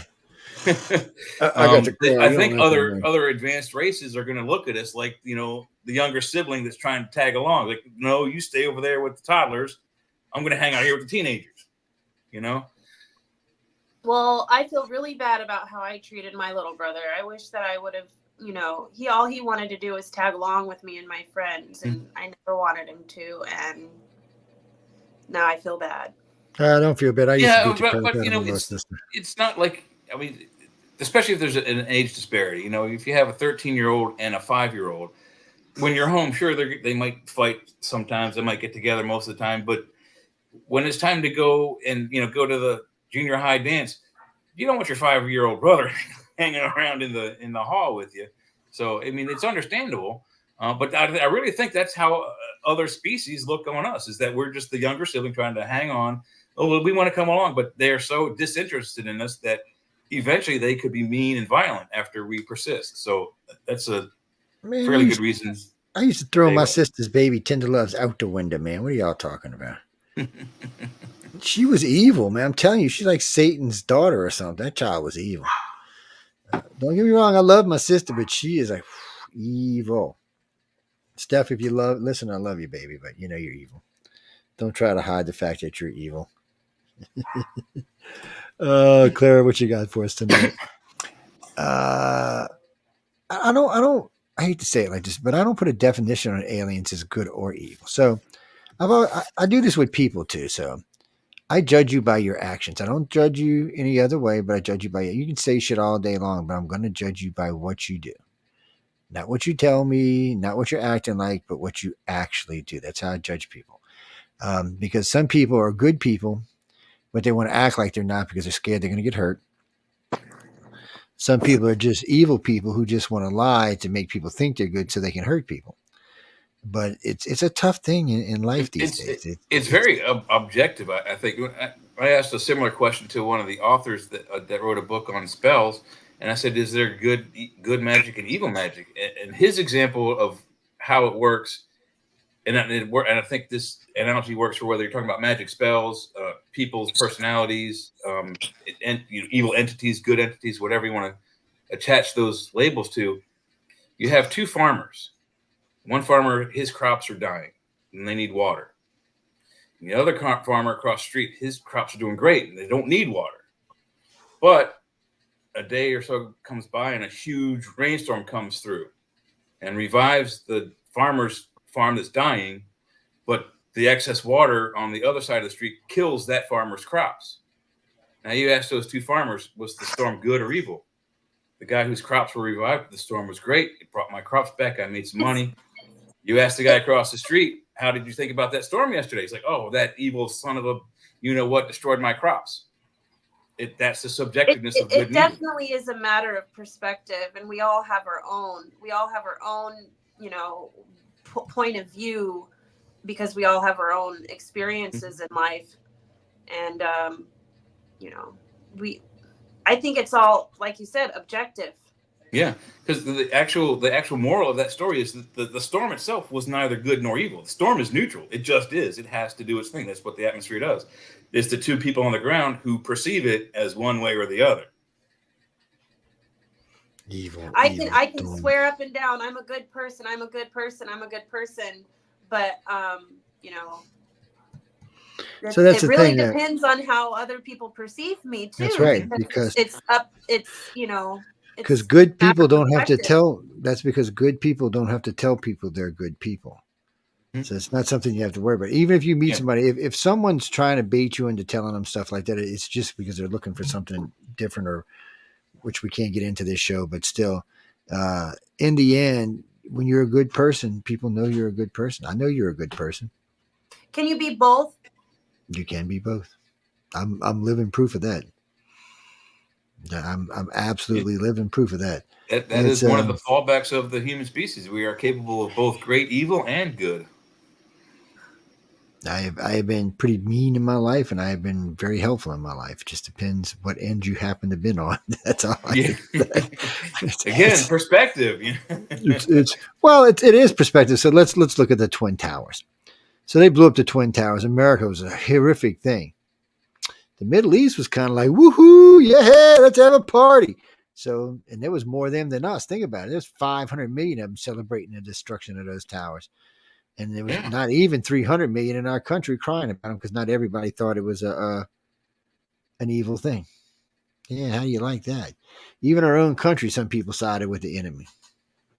Some people even say that it wasn't that country's agents that did it, that we did it with missiles, and then tried to blame it on them just so we could make a war with them. And that would have been true, but one of them I actually watched hit, so I knew that was what exactly. Yeah, what I saw the second plane hit live on NBC. Is it true that there was gold reserves underneath the trade towers? There was gold. It used to be years and years ago when Bin Laden first tried to blow it up with a box truck. He failed miserably because he put it on the wrong support pillar. But the Federal Reserve Bank was in the basement then, but it had since been moved at the time of the 9/11 attack. That was another conspiracy theory, that it was demolished because they needed to get to the gold reserves. Well, actually, the real theory was it was demolished because the gold reserves weren't there anymore. They were gone. So what they were trying to say is all the gold got melted into all the rubble and rubbish and was just hauled off into tons and tons of rubbish, and that's what happened to it all, because it wasn't there anymore. That was what the thing that was running around everybody thought it was. And then, of course, there was the magnesite that was supposed to be in every column in every building. But that would have had to been built into it. It couldn't have been done there. Yeah. Is there any truth to the fact that it was actually demolished, like the way casinos and hotels are demolished in Las Vegas when they're getting ready to build a new one? As in, you know, a controlled demolition? Yes. Yeah, no, it not possible, because those two buildings weren't the only ones destroyed. In a controlled explosion, only the building you want destroyed, or building complex you want destroyed, it's well roped off so it won't damage things around it. When it came down, it damaged and destroyed another 9 buildings around it. Well, I mean, the theory I heard was that it was meant to look like a disaster, but it was actually with the technology used as a controlled demolition. But they didn't put those fail safes up because they needed it to look like terrorists did it, you know? Yeah, I mean, there's a lot of debate about that whole thing, but whatever it is, there wasn't any kind of control. If they wanted those buildings taken down, they could have easily done that. Like whoever owned those buildings could have brought the right technicians in, and they could have collapsed just those 2 buildings down on top of themselves and not hurt anyone else. Now, there would have been a large billowing cloud, but the nature of the way these buildings fell is they when you see a controlled explosion, the building kind of collapses like a house of cards. It all folds in on itself. This thing kind of went and it just went all over the place. Once those top 20 levels or whatever lost, it sprayed everywhere. So there was no control in any of the demolition of that building. It was intentionally designed to make the most heinous deaths, and it was. I mean, how many people died there? 6,000 in those 2 buildings. And the compressions what really brought down the other buildings. So whoever designed this, I guess he never thought it was going to happen. So all underneath all the buildings were connected. It was all open underground. So when the first building pushed down, it pushed all of that pressure and air in there. When the second one came right behind it, that was it. It started blowing out pillars all around. It was just too much concussion force. There was nowhere for it to go but in those tunnels. And those tunnels, unfortunately, for all the other buildings, were holding the support structures up for those buildings.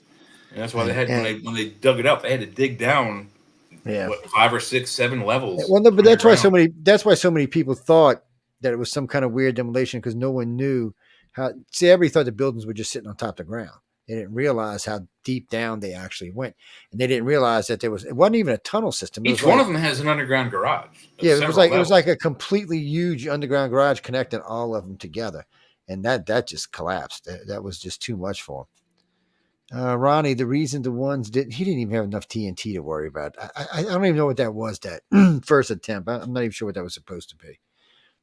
I think he used plastic explosives, but again, like I said, he had taken classes in architecture and building materials and that kind of thing, so he knew how to destroy buildings. He knew how to build them, but his calculations were wrong. He put in the wrong amount of explosive, or he went to the wrong pillar, because his intention was to bring the whole building down that first time, but he didn't do it right.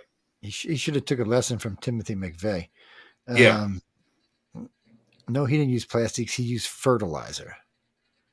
Yes, that's what blew the whole front of that facade off that building, was fertilizer. Yeah, just give you an idea. Well, you should know it, as you hear about plants blowing up all the damn time. Mm-hmm. It's just highly volatile. It doesn't have to be just flour or just fertilizer. Flour does the same thing. Well, Kirby, so I remember hearing about one of my friends was actually worked in the building. So he was telling me that they were doing, and I think it was from the 160 story up or 150 stories up, they were doing reconstruction work up there, and they were drilling into things, but they weren't drilling into so thermite, you drill a hole, whatever type you're going to use, and then you slide it in there. It's kind of like a dynamite or a plastic, but it has more power. One, you can smell the shit. It's very stinky kind of stuff, so you can smell it when it's being used in your area. Two, you'd have to cordon off all of those floors completely, so people didn't see you doing it, because you can't just go in and take 4 columns. You got to do all the columns. And they would have done all the columns all the way up. That's a lot of that would have took years. Yeah, I don't know how wide was that? I mean, it's several stories up, and I don't know how big of a footprint it has, but I'm pretty sure the support pillars underneath, there's more than was just there, because it was supporting the concrete above it. So there's a lot of stuff you had to take out for those buildings to come down from underneath. Well, actually, whoever wrote that about the JP4, the jet fuel, it does burn at 800 degrees. But okay, it's like any fire. So let's say you start a wood fire. Let's say you're doing a pyre to burn a body. Bodies burn at 2,000 degrees. But yet the ancients burnt bodies all the time to nothing, and they didn't have furnaces or any of this stuff. So even at 2,000 degrees, there's still going to be some bone material. Yeah, there's still be some left. So, but the point I'm making is it takes that kind of heat to melt the metal that was in that tower. So what happened was it got in the pockets, and with the breeze, it acted just like a fire would underneath, like a chimney. It just started heating it up. So the fuel might have burned at 800, but it got up to 1,800 degures easy. At least. Plus, you got plastic desks, metal desks, plastic carpeting, all these fake, imitation materials, mostly carpeting. Those polyesters, when they catch on fire, they will increase the temperature dramatically. I mean, we're talking. Where did the first one hit? Like 10 floors below the top, and then the second plane hit like 14 or 15 levels below the top. That's a lot of weight to lose its integrity. When that collapsed, you're done. Both of those buildings were done. Welcome everybody into the inside chat room. How y'all doing? Lee, Ron, Ed, how y'all doing? Yeah, it was, oh no, I had hundreds of people come on my shows talking about how it was a conspiracy. So I brought one of my number one researchers in the world on the show, Mr. Jim Mars, and him and I got into a real deep discussion about this. Jim is by far one of the best researchers I've ever seen. And not just that, he was one of the most well-connected people in the government that I've ever had the pleasure of working with. And he introduced me to all sorts of people that I'm still friends with today. He wanted it. A lot of people wanted it to be a conspiracy, but in the end, when all the data came back, it's just not what it turned out to be. Oh, you're talking about the Pentagon? Yes. So I'm going to tell you a little secret about the Pentagon. I had a bunch of people there working the Pentagon, friends of mine from Louisiana who were working first responders. So I did see the original video, the one you're talking about, where it looked like a missile went through and hit the building. So if you go back and look, there's some video footage at the gate. You know, the gate where you park your car, come through. Well, that's where the jet went through. Yeah, you can see it clearly. It's a jet when it goes through it. But more so than that, I knew a lot of first responders there. They were picking up body parts all over the place, inside the Pentagon, outside the Pentagon, legs, Wow. arms, faces, heads. Yeah, no, it wasn't. I'd like to say it was staged, but it and if it was staged, that means somebody went out in the middle of the night and put parts out all over the place. And let's also be honest. The defense systems around the Pentagon and Washington D.C. If it was a missile, it very likely would have been shot down way before it got near that building.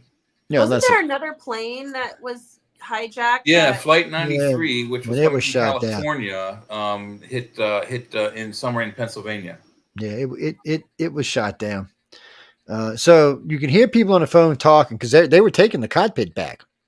Yeah. So these people were smart. These other people watching Twin Towers coming up to their face, you'd have thought they'd have been kicking the doors in, but obviously in fairness, they just took off and they did just a quick U-turn off the tarmac right to those towers. The plane from California I think it was supposed to hit either the White House or the Senate building, but it was coming from California. So they had 5 to 6 hours to formulate a plan to attack 3 idiots who took over the plane. So they waited too long. The one in Pittsburgh, all they did was they rushed the thing and they were getting in. And you hear people, they're on their phone talking to their loved ones when this went down. And then you hear one guy say, looks like a military jet alongside of us. There was 2 of them, looked like F-15s. The guy knew his shit pretty well. He gave a good description of them. And he said, yeah, they're just trailing us, staying with us, because this one was headed for the Pentagon. That's where this one was headed.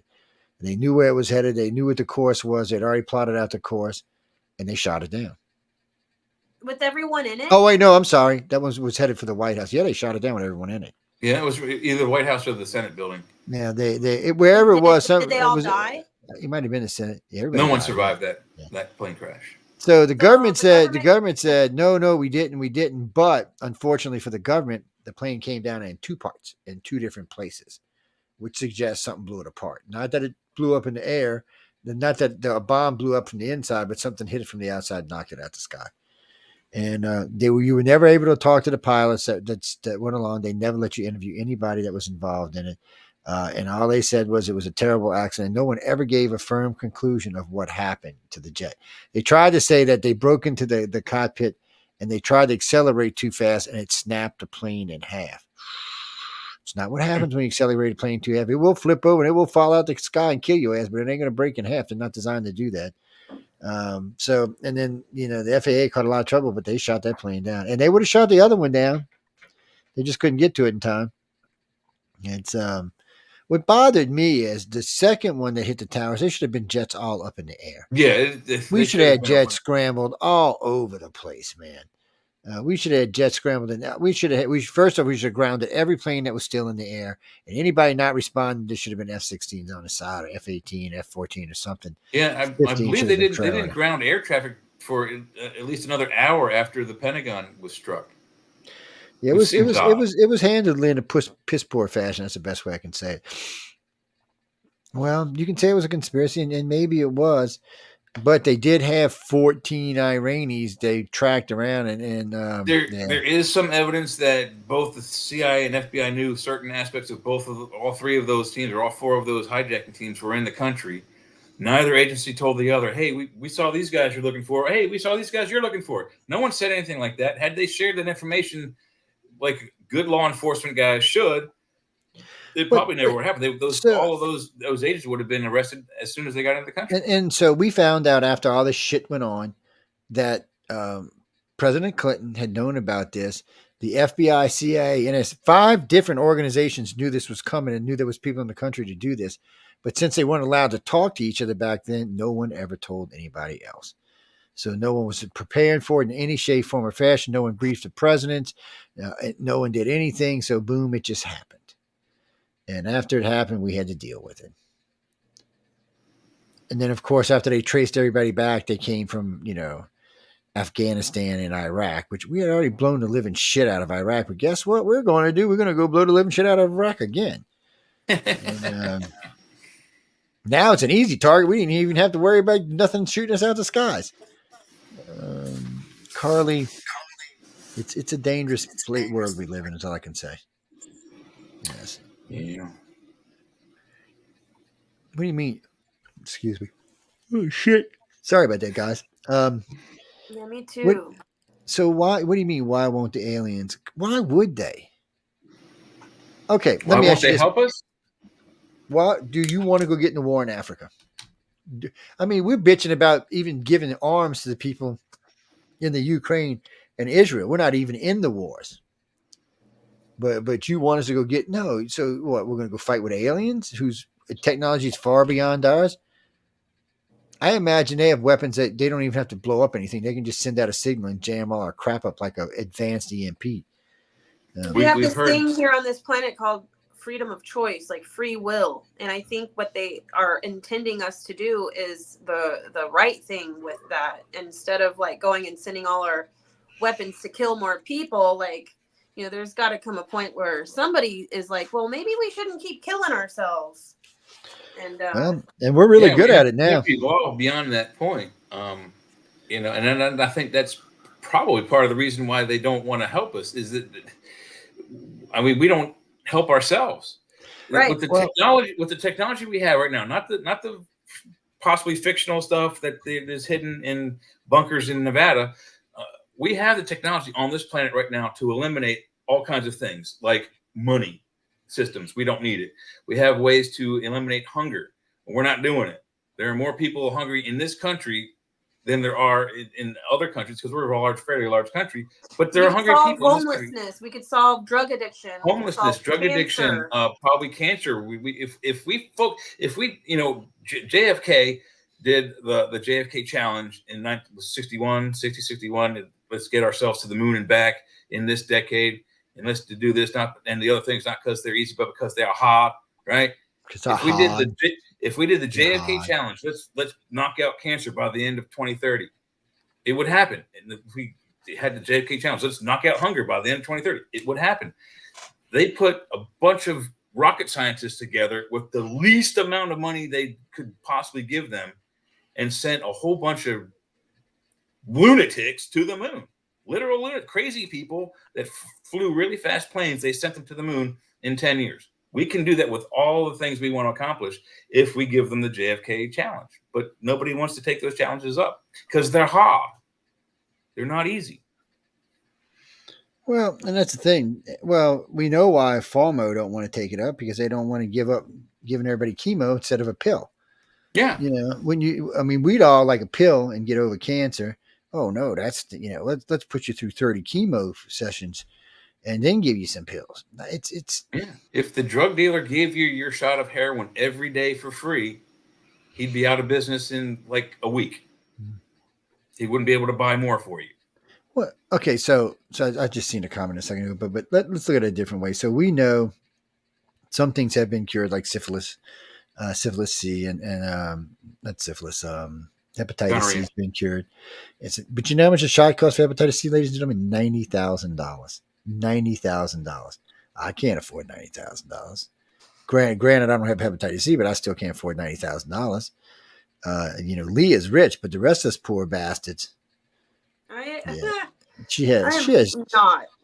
She's a sugar mama, man. What are y'all talking about? That better be one really good vaccination. I mean, think about the cost of that. It's unreachable for anyone who doesn't make $1 million a year. It's just now, if you're on, like a friend of mine, he was on something disability, so they gave it to him for free. So he got it, and there are cures for other stuff out there, but cancer should already been cured. I hear dozens of great things about cancer all the time, but I never see them hit the market. The CIA has been holding cures for cancer, HIV, and several other. HIV is curable. They're already doing it, but yeah. Cancer is more than likely being held by the pharma companies versus the FBI, but they're probably, or CIA, they're probably holding it. Yeah, or it could be the CDC is holding that back. You never know. But yet you can go overseas and get some of these treatments. You just can't get them here. Oh yeah, there's cures for cancer overseas. People in Europe, there's several cancers and there are some cancers in the United States that can be cured, but we're a long ways from serious cure. And we don't want. Well, let's look at it like this. So, if you take the whole world and you estimate that we're spending $10 trillion a year in the military, which is it's more than that, but we're going to just say $10 trillion. Just think about the last 10 years. That's $100 trillion. $100 trillion. We could have cured cancer 9 times over with that kind of money. We would virtually wipe out most disease. They might even find immortality. They might find a cure for death. According to Johnson & Johnson, we already have the immortality drug. They actually said that. They said they have a drug that can stop the aging function in everyone. Give me a pill. Give me one of those and a backup just in case. They've been testing it on cats and dogs and pigs and stuff, and it's been working just fine. Oh, great. I mean, my cats are going to outlive me? Would that make people vampires? Like vampires? No, you would just be you just wouldn't age anymore. To age, see what happens is the telomeres kick in. So when you're at a certain age, you're not working, and when you're growing, they're not working. So there's actually a way to turn the telomeres off. If you turn them off, you don't age. Yeah. You stop aging. Now you're still going to have wear and tear on your heart and your lungs, your liver, because your body's still functioning. But it won't be any aging anymore like that. So your liver won't get any older. Your heart won't get any older. And they also said that with the combination of drug, if you're 50 or older, it would almost de-age you almost 20 years if you take it. Is it a one-time thing or is it like a daily? There's 2 pills, from what we understand. Yeah, and they didn't say if this is something that's going to have to be taken more often or not, but they did say it will probably be available in the next decade, and that. Well, that doesn't help us if the aliens wipe us out in 2030. well, the UN said no. The UN wants it banned. What? There's already 8 billion people on the planet. If there's no one dying, that 8 billion is going to get to 16 billion really fast. And then the 25 billion is supposed to be the maximal sustained population. Death is such a huge industry. What would they do? How would all the nursing homes survive? And how would there would be a whole lot of I think there'd be a lot more murders because you have so many people living. Tempers are going to get short. And there may be, I don't know, maybe someone who's 90 years old, the pill might not have much benefit for them. After a certain age, it may be too much damage from the telomeres to reverse. And some people are not going to want to do it. You will have people. Some people don't want to live forever. A lot of the religious people are not going to want to do it. Well, I wouldn't consider myself religious, but I wouldn't want to live on this planet. I wouldn't want to be immortal knowing that there's a way for me to really survive. Well, and that's the thing. So you have to, it's not just about making yourself younger or living longer. It's about quality of life. Yeah. Right. So if the quality of life is not going to be there, it's going to be a tough thing. So then they'll have to make suicide legal, which by the way, it is legal. Not necessarily. They could make a pill that reverses it. So you take the pill that turns your telomeres off and you're like, man, it's 502 years. I'm done. Give me the other pill. And then you take that and then you live a normal lifespan until you die of natural causes, cancer or whatever else. It's not curable yet. Yeah. Is cancer actually natural though? Is cancer natural causes or is it? Well, what's funny about cancer is no. if you look at like there's been no mummies found with cancer. No Egyptian mummies with cancer. Matter of fact, around the Civil War, I believe, and they didn't call it cancer; they called it consumption, because cancer cells eat the rest of you up. It kind of started when we added stress to our lives, and stress and sweets. It's sugar feeds it. Most people don't realize that, but sugar feeds. I met someone recently because through Uber, because I was Uber driving for a while, that went vegan, and it was because he had been diagnosed with colon cancer, and he reversed his colon cancer with eating plant-based diet. And he's not had to have any treatments. He didn't want to go through the chemo and stuff like that. And instead he changed his lifestyle and has been cancer-free. then You it know? works for people. But I doubt a food diet's going to save you. It's going to have to be an attitude I change. guess it depends on the type of cancer. I saw a video That's true on too. YouTube where a guy had cancer on his nose, and I mean, like you could see the skin where it was black, and black skin means it's dead skin. And there was a big hole you could see, like into his nose, because this is not there. This is just a hole. And he just bought hashish oil, I guess legally in his state medically, and he didn't smoke it. He put some on his finger and he did like this. And he kept doing that every day. And I guess he did like a time lapse thing over the weeks that the blackness went away, the hole closed up, and he can breathe, and that's probably that CDB in that oil through the center of his head because he's got a hole in his nose anymore. Well, they say CDB is almost a miracle cure, like aspirin. They say it has a lot of good qualities. Mm-hmm. But yet it's still a Schedule 5 drug with no medical benefit. No. So people, if you're looking at drugs when you're buying, so if you have legal marijuana wherever you are, medical or whatever, so you can always look at how much THC is in the marijuana, but you can also look at how much CBC is in the oil. Yeah, they have a whole list. Yeah, so you can buy, of course, so you can still get a nice high, but you can also get the benefits of good CDB. Anyway, you get the good, so I keep screwing it up for some reason, but it's okay. It's one of them 3-letter thingies. No, so when I'm shopping for people, I'll look and see which ones have the best ratio, and that's what you get. Yeah.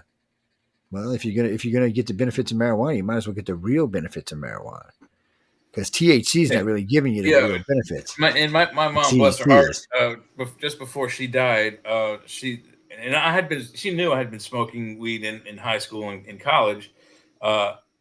She finally comes up to me one day and she's like, "Have you heard of the CBD stuff? They say it can cure all kinds of stuff. Like it might help your back." And I'm like, "Oh yeah, you heard of that stuff?" So she started using it just before she passed. But she only said briefly that it actually helped, like on her arthritic fingers and stuff. I don't know what else she used it for, but she had fibromyalgia, and a lot of the time she was ornery because there was constant pain in her shoulder or whatever. But it was just funny that all through high school I was getting berated for getting caught with a tomato plant in my window and getting caught in college with marijuana pipes in my dorm room. And just before she died, she enjoys a little bit of that. So that was nice to see. It's always nice. It's no, Carrie, you can get it any place you go will have it listed. Actually, there's 4 or 5 things in marijuana, so you can read them all and see what's in there. There's limonene is a thing for male sexual. I'll just say veracity or virility. The more limonene's in it, the more the better you perform. Well, let's not get that. Let's give that to the more young guys. They can have that shit.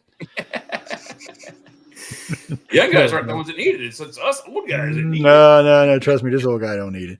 It's we're not even going to go there.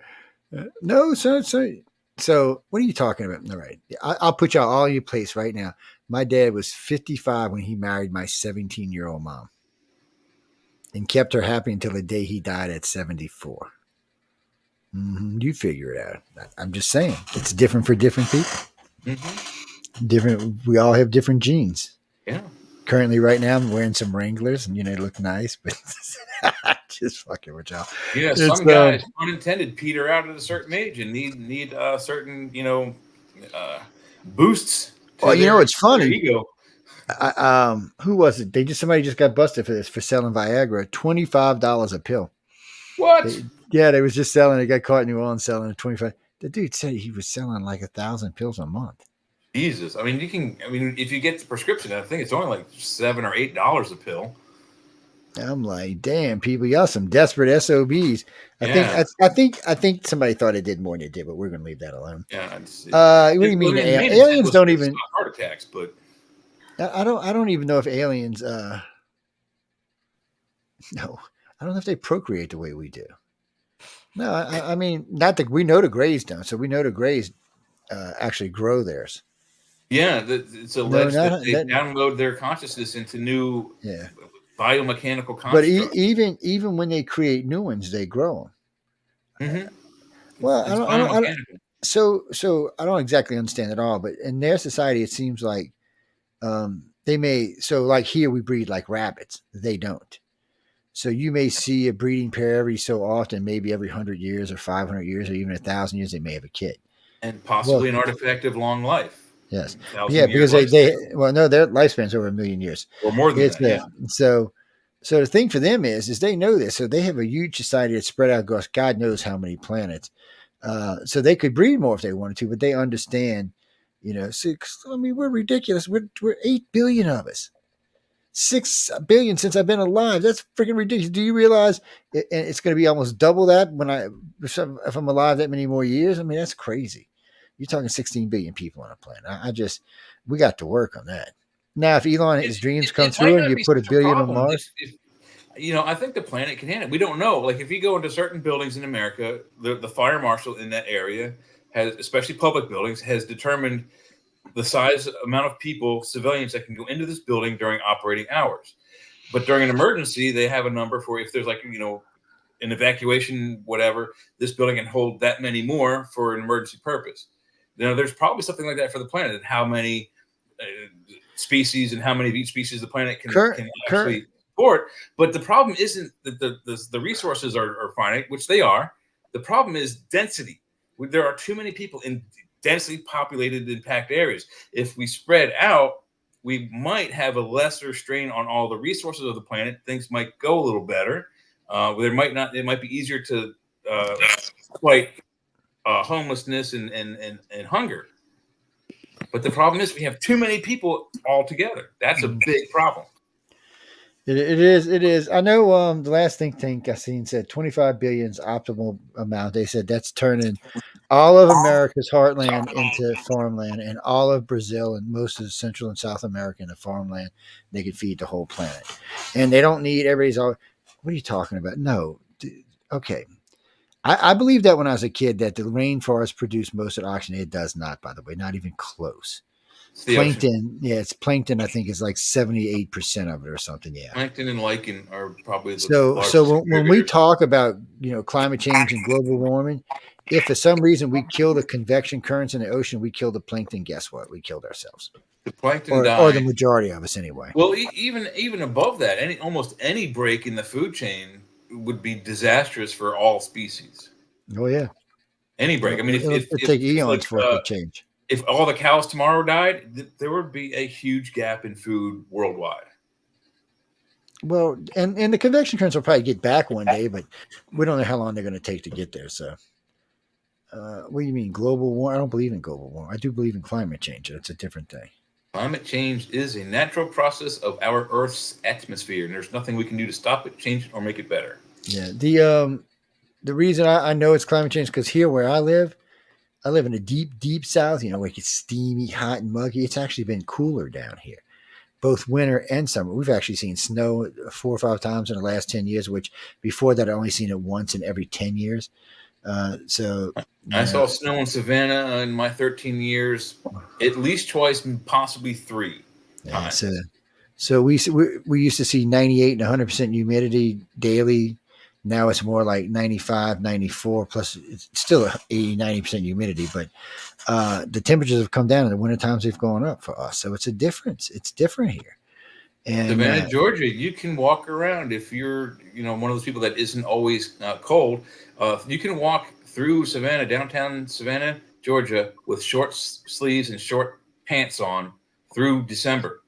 January it gets bitter cold, but through December it's like Indian summer most of December. I mean, it is for us. It's like 98 humidity sometimes. This year, everybody was running around in shorts this year for Christmas, so it was warm. I think it was like 81 degrees or 82 degrees. Everybody was very comfortable. It's very nice. Everybody dressed real light and enjoyed it. No, we're getting ready to go, guys. But who? I'm telling you, she's an alien. Wait, what happened? And when she comes and probes you, I don't want to hear nothing about it. You best leave the aliens alone. You see Bob back here? That's his granddaughter. You better watch out. No, he's not dead. He just transferred into a new body. He just gave me that skull because he likes me. He said, Joe, since you're such a pain in my, which I don't actually have an ass, but since you are in that area, I'm going to give you this skull. Yeah, and he put it in this machine and went, and that's where it came out. And yes, really. I'm telling you the truth, people. Yes. I can't help she's an alien. No, we're not going there. She's an alien who's going to be Donald Trump's vice president. We already told you what was going to happen. She said, I'm trying to jump out his place in about 5 seconds.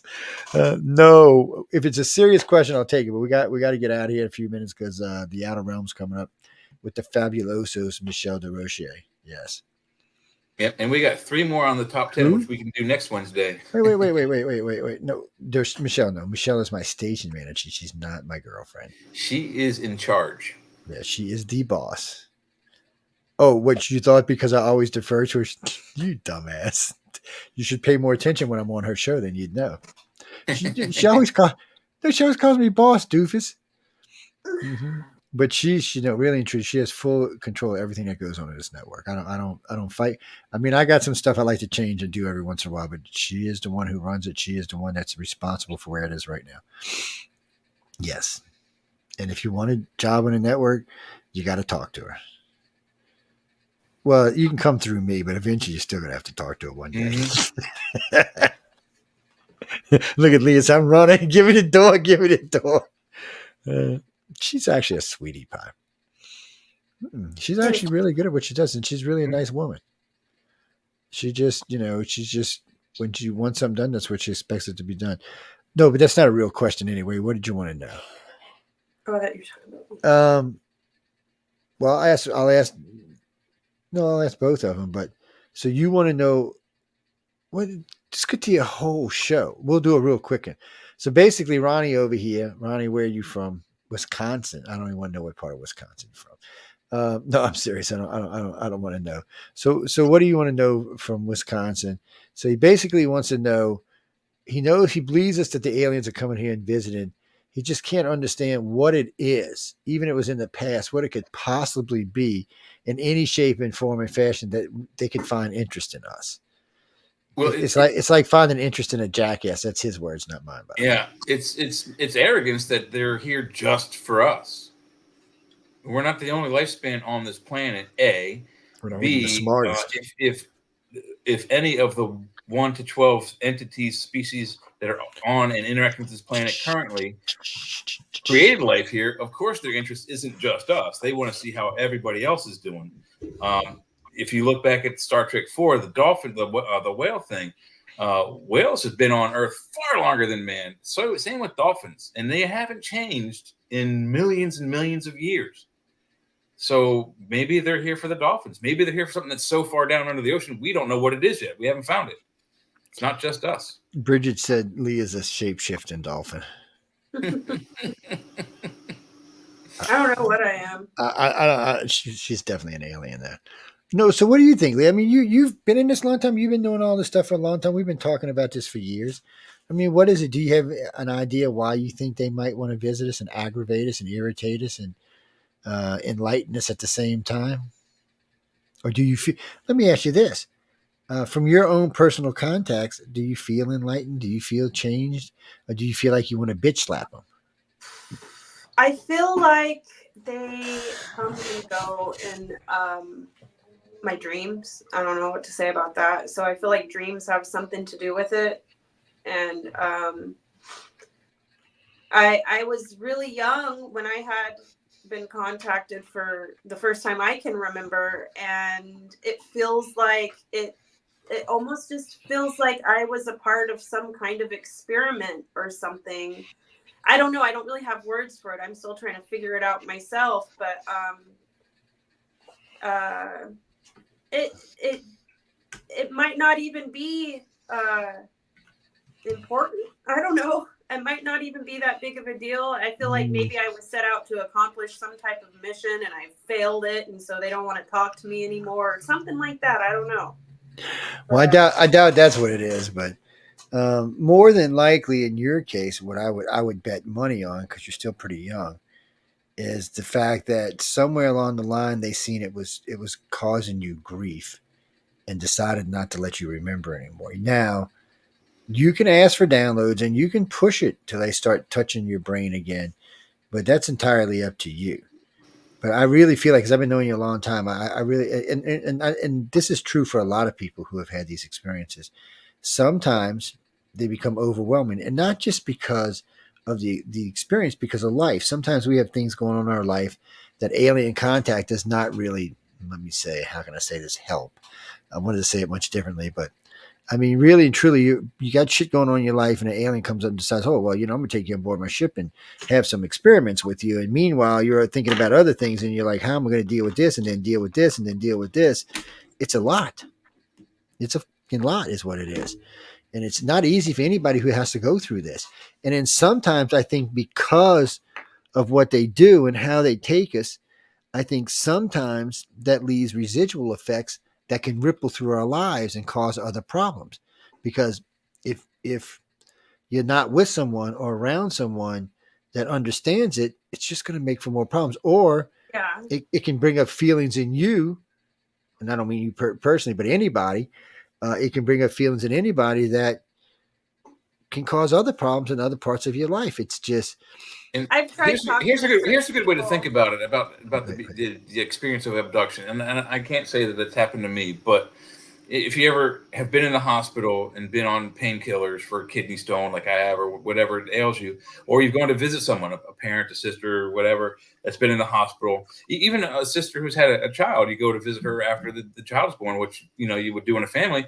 When they're unconscious, the way you wake most people up in the hospital is you don't rattle them. You hold their hand or you touch their shoulder, and you don't shake them. You wait until they wake up. The contact of your hand on them almost always wakes you up. Look at their face when you do that. It's almost always pure fear, like because you're not startling them, but they're just waking up to consciousness, and they're almost always the face of startling. So think about that. If you're woken up as an alien abducts you and then they put you out, you're going to have a fear, flight or fight fear response every time you have an abduction experience, even if they erase your memory. So that's traumatizing. Even if the abduction is beneficial to you, maybe they're curing your cancer. You don't know. You don't know. What were you saying, Leah, baby? I really don't know. All I know is that it's real. Well, It is that's well, no, it's a tough thing to deal with. And I mean, it's somebody wrote a thing a little while ago. Professor Johnny Mack agrees with you. These experiences are 100% real. They are not imaginary. They are not imaginary. They are not fictitious, and they are not shared group hallucinations. Well, one of our old directors, Mike, who's retired now, he's an abductee, or we'll say contactee. We'll be borderline up in there. So over his life, he was dealing with it, and he used to get really angry at his wife because she didn't believe him. Eventually, it caused a divorce. They ended up splitting, and they went on, and the kids separated. But then she took the kids because the judge said, well, you're seeing aliens. You can't have the kids. So he says, all right. And then all of a sudden, these kids start hitting 12, 13, 14, 15, and guess what's happening? They're being taken. And they're telling mom, and mom can't deal with it. Mom's losing her mind. She's taken to shrinks, to the psychologist, and it's not doing any good. It's not stopping. And then eventually, two of the kids just ran away one night. They knew where their dad was, so they ran to go see their dad. And he sat them down and explained to them what was going on in their lives. And he said, look, come sit and listen to this. They were playing our show. So, and he said, come listen to this. And you're going to understand what this is. And you don't have to be scared. The scary stuff is going to stop. And it's going to be just a fun experience, down the line. And or in the beginning and then down the line. So the kids kind of chilled, and then, of course, the police came to get the kids because they were at the dad's house. Wanted to arrest the dad. He's like, for what? They just ran to my house. They're my kids. So they went back to see the court. All three kids said, no, we want to live with our dad. And he was showing that he had a nice home, nice job, whole 9 yards. So the judge really couldn't say, I can't give you the kids because that's where they want to be. Because usually at 12, 13 and older, they'll let you pick what parents you want to live with. Yeah. So they went to live with the dad, and since then they have been doing fabulous. It's not that they're still not having experience. It's not that they're not waking up in the middle of the night screaming like they Their do. perception has changed. But because they feel more protected and more somebody actually understands, they have somebody to talk to about it, they're moving forward with their lives, where before they were just running and hiding in a closet is what they were doing. So it's changed. And when I meet people, friends of mine or people who work for the organization or just contact these abductees, when I meet these people who meet another contactee and fall in love. Do you know the divorce rate amongst contactees is less than 1%? I was going to say 0%. It's less than 1%. I mean, it's ridiculously how low it is. Because one, you're both going through the same experience. You both understand it. It's just nice to have someone to talk to. It's nice to have someone to formulate opinions, whether they're right or wrong. It's nice to be able to work it out, and just work it out. And then when you have a friend or a spouse or someone you can talk to and work it out, it allows you to, when you meet people like us, to be able to kind of express it better and help you to understand what's the next step in your life. Yes, I'm getting that reptilians to give her wings. Isn't there a story about two people who were abducted from very, very far apart cities like New York and Texas, a male and female, and then they never met on Earth, but after their abduction experience, they always met within the abduction experience itself, and somehow in real life or outside the abduction experience, they actually ran into each other, and they're like, "Hey, you're familiar," and then somehow started a relationship. And that is there not a story like that? I've got videos on that old high 8. I got to get a new one so we can see them again. But so when I attend conferences, when I go to a conference, I always have a bunch of contactees come to see me because I'm in their town or I'm nearby. They can come visit me. You'll be amazed. I mean, amazed when they see each other. They start talking to each other. They know each other. They're talking about what they're wearing. So just to put this in perspective, I was talking to a friend of mine one night, Gia. And I said, no, I seen you last night. She said, I said, you don't believe me? I said, you were wearing a flannel shirt with pink underwear with little frittly things around your ankles. And you kept looking for your keys. But since you were on your ship, you couldn't find them because your keys was underneath your damn chair at your house. She flipped. I mean, she flipped. She said, do you have a camera in my house, you pervert? I said, you live in the middle of the desert, nowhere. How am I get a camera in your house? And she was like, that's impossible. You can't know all of that. I said, I know all of it. And I said, I actually know quite a bit more than that. I said, when you're on board, because you communicate with people on board the ships, it's so hard for our brains. We're so limited in brain capacity. It's like we got a terabyte drive and the aliens are trying to shit in 50 terabytes of information in there. It's just hard. And so you need someone to talk to. You need somebody to work it through. And since it interferes in our lives so much, you have to have somebody to do both. But I have learned this. When you learn how to start controlling them abilities, especially those empathic and telepathic abilities, it can change your life in major ways. One, you have a much better sense of who's lying and telling the truth to you. A lot of times when you're doing career stuff, it can help you. Like with me, if I'm doing a bid, I can usually have a sense on my customer which way I need to be going with the bid. If I could put it up there and he's like, I said, well, don't forget we got to add this, and then before the job ends, pick up another 5 or 10 grand. Or you go, and you'll see him look at the bid and look up back at you, and you're like, well, it is negotiable if we do this, that, or the other thing. So those kind of things it really helps with, but it really helps with just knowing people, who you can trust and who you can't trust, because so many people in this planet act like you can trust them and you really can't. That it's tough. It's a tough thing. One question, Marco, and we got to go. We're already in Michelle's time, so one question. Who's my favorite abductee? That would be Leah, because I like torturing her. No, really? Whatever. I know a lot of contactees, way more than the average person does, that's for sure.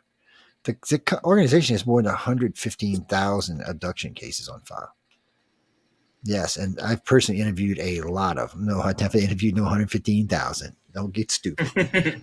2,000 or 3,000 probably, but well, I'll tell you what actually happens most of the time. As we're setting the organization back up right now, directors refer particular types of cases to me. Cases that are either inside the core group I work with, or cases that, or in a particular place in their abduction that needs somebody who knows a little bit more about it. Yes. So, you advanced cases, if that's what you want to call them, advanced cases. Most of the contactees I know would probably fall into keeper category, or at least into the speaker category, which is where Leah is right now. Yeah. She's my Padawan. Thanks, Joe. She's gonna smack me. I was just teasing you, but she's gonna smack me. No. She's I have nothing but faith in her. life is a bitch. I'm not going to lie to you. I'm not going to get in because we got to go. But, I know, just so y'all know this, okay, and I can only help so many people. It's, if you're going through these experiences and you're still having to deal with your day to day life, whatever it may be, even if it's a good one, find someone you can talk to about it. Just something so you can release it out. And at the same time, you might work out some other issues at the same. I'm telling you guys from personal experience. If you can't talk to someone about it, write it down. Yes. It gets it out of your head. Who said that? No, I when I was young, I was not no freaking angel. No, I wasn't. We're not going to go there. We'd have to do a whole special show on what I was in my 20s. No, and most of it would have to be X-rated. So no, And not it would because probably of sex. take how many shows? Not because of sex. It's whatever. We got a bunch of weirdos in tonight. We got to go. Leah's with us on Wednesdays and Fridays. I know she's working us. We might not always have her, but hopefully we will. Jay's also working again, so no telling when we're going to have him back in that. But somebody's going to always be here harassing you people and making y'all crazy because that's We'll our keep you on job. your toes. Of course, any moans, groans, bitches, or gripes, y'all know who that goes to. Michelle DeRoche. Yes, the redhead. She goes to her. What do you mean? You can't send them to Leah. Leah's a sweetie pie. No, we need somebody that's going to kick you in the ass when you do something. But anyway, I don't again, have any the moans, groans. expertise. Yeah, she's learning though, buddy. She's learning to put some karate on your head, people. But we really got to go. We got to get out of here. Any moans, groans, bitches, great. Please do write to Michelle DeRoche. She'll forward them to me, I'm sure, if it's anything personal. Any cases that you want to investigate or any experiences that you've had that you'd like us to talk about or like to come on and talk about with us, we'll probably start bringing on some guests in the near future. But other contactees, other abductees, and other people in the field. I'm not. Before I go, I'm not real big into ufologists. I've done a lot of ufology. Okay, that sounded bad, but I'm just not big into ufologists now. I'm chasing because you're going to get me in trouble with this. Chasing lights and skies will never get us to the truth. I believe in chasing light sky. I like going out and doing sky watches all the time. You want to get to the truth, you don't chase lights in the sky. You chase paper. Yes. Chase the paper. Or you chase the aliens, one or the other. Get Daryl Sims out there shooting. Yes. We can always hope Daryl Sims will shoot one in the ass. Well, he's the alien hunter. I'm just saying. But anyway, y'all get me in trouble. We got to go. I want to thank everyone for tuning in to United Public Radio and UFO Undercover. I hope you enjoyed it. I hope you had a lot of fun. I'm not even going to answer that. But anyway, y'all have a good night, and I will see y'all. Well, we'll see y'all Friday night, and we will be talking. We'll be talking at least some of the night about Kennedy and who shot the sheriff. Yes, I got 3 pages of notes of new stuff. So we're going to be talking a little bit about Kennedy. We're going to be doing the regular news, and we're going to be doing polls. But we're going to be. We always did like throwing something in, a special something. Yes. So we got to go. I want to thank again everyone for tuning in. United Public Radio. Good night. Stay tuned or hop in and log into The Outer Realm with Michelle DeRoche. Good night, everybody.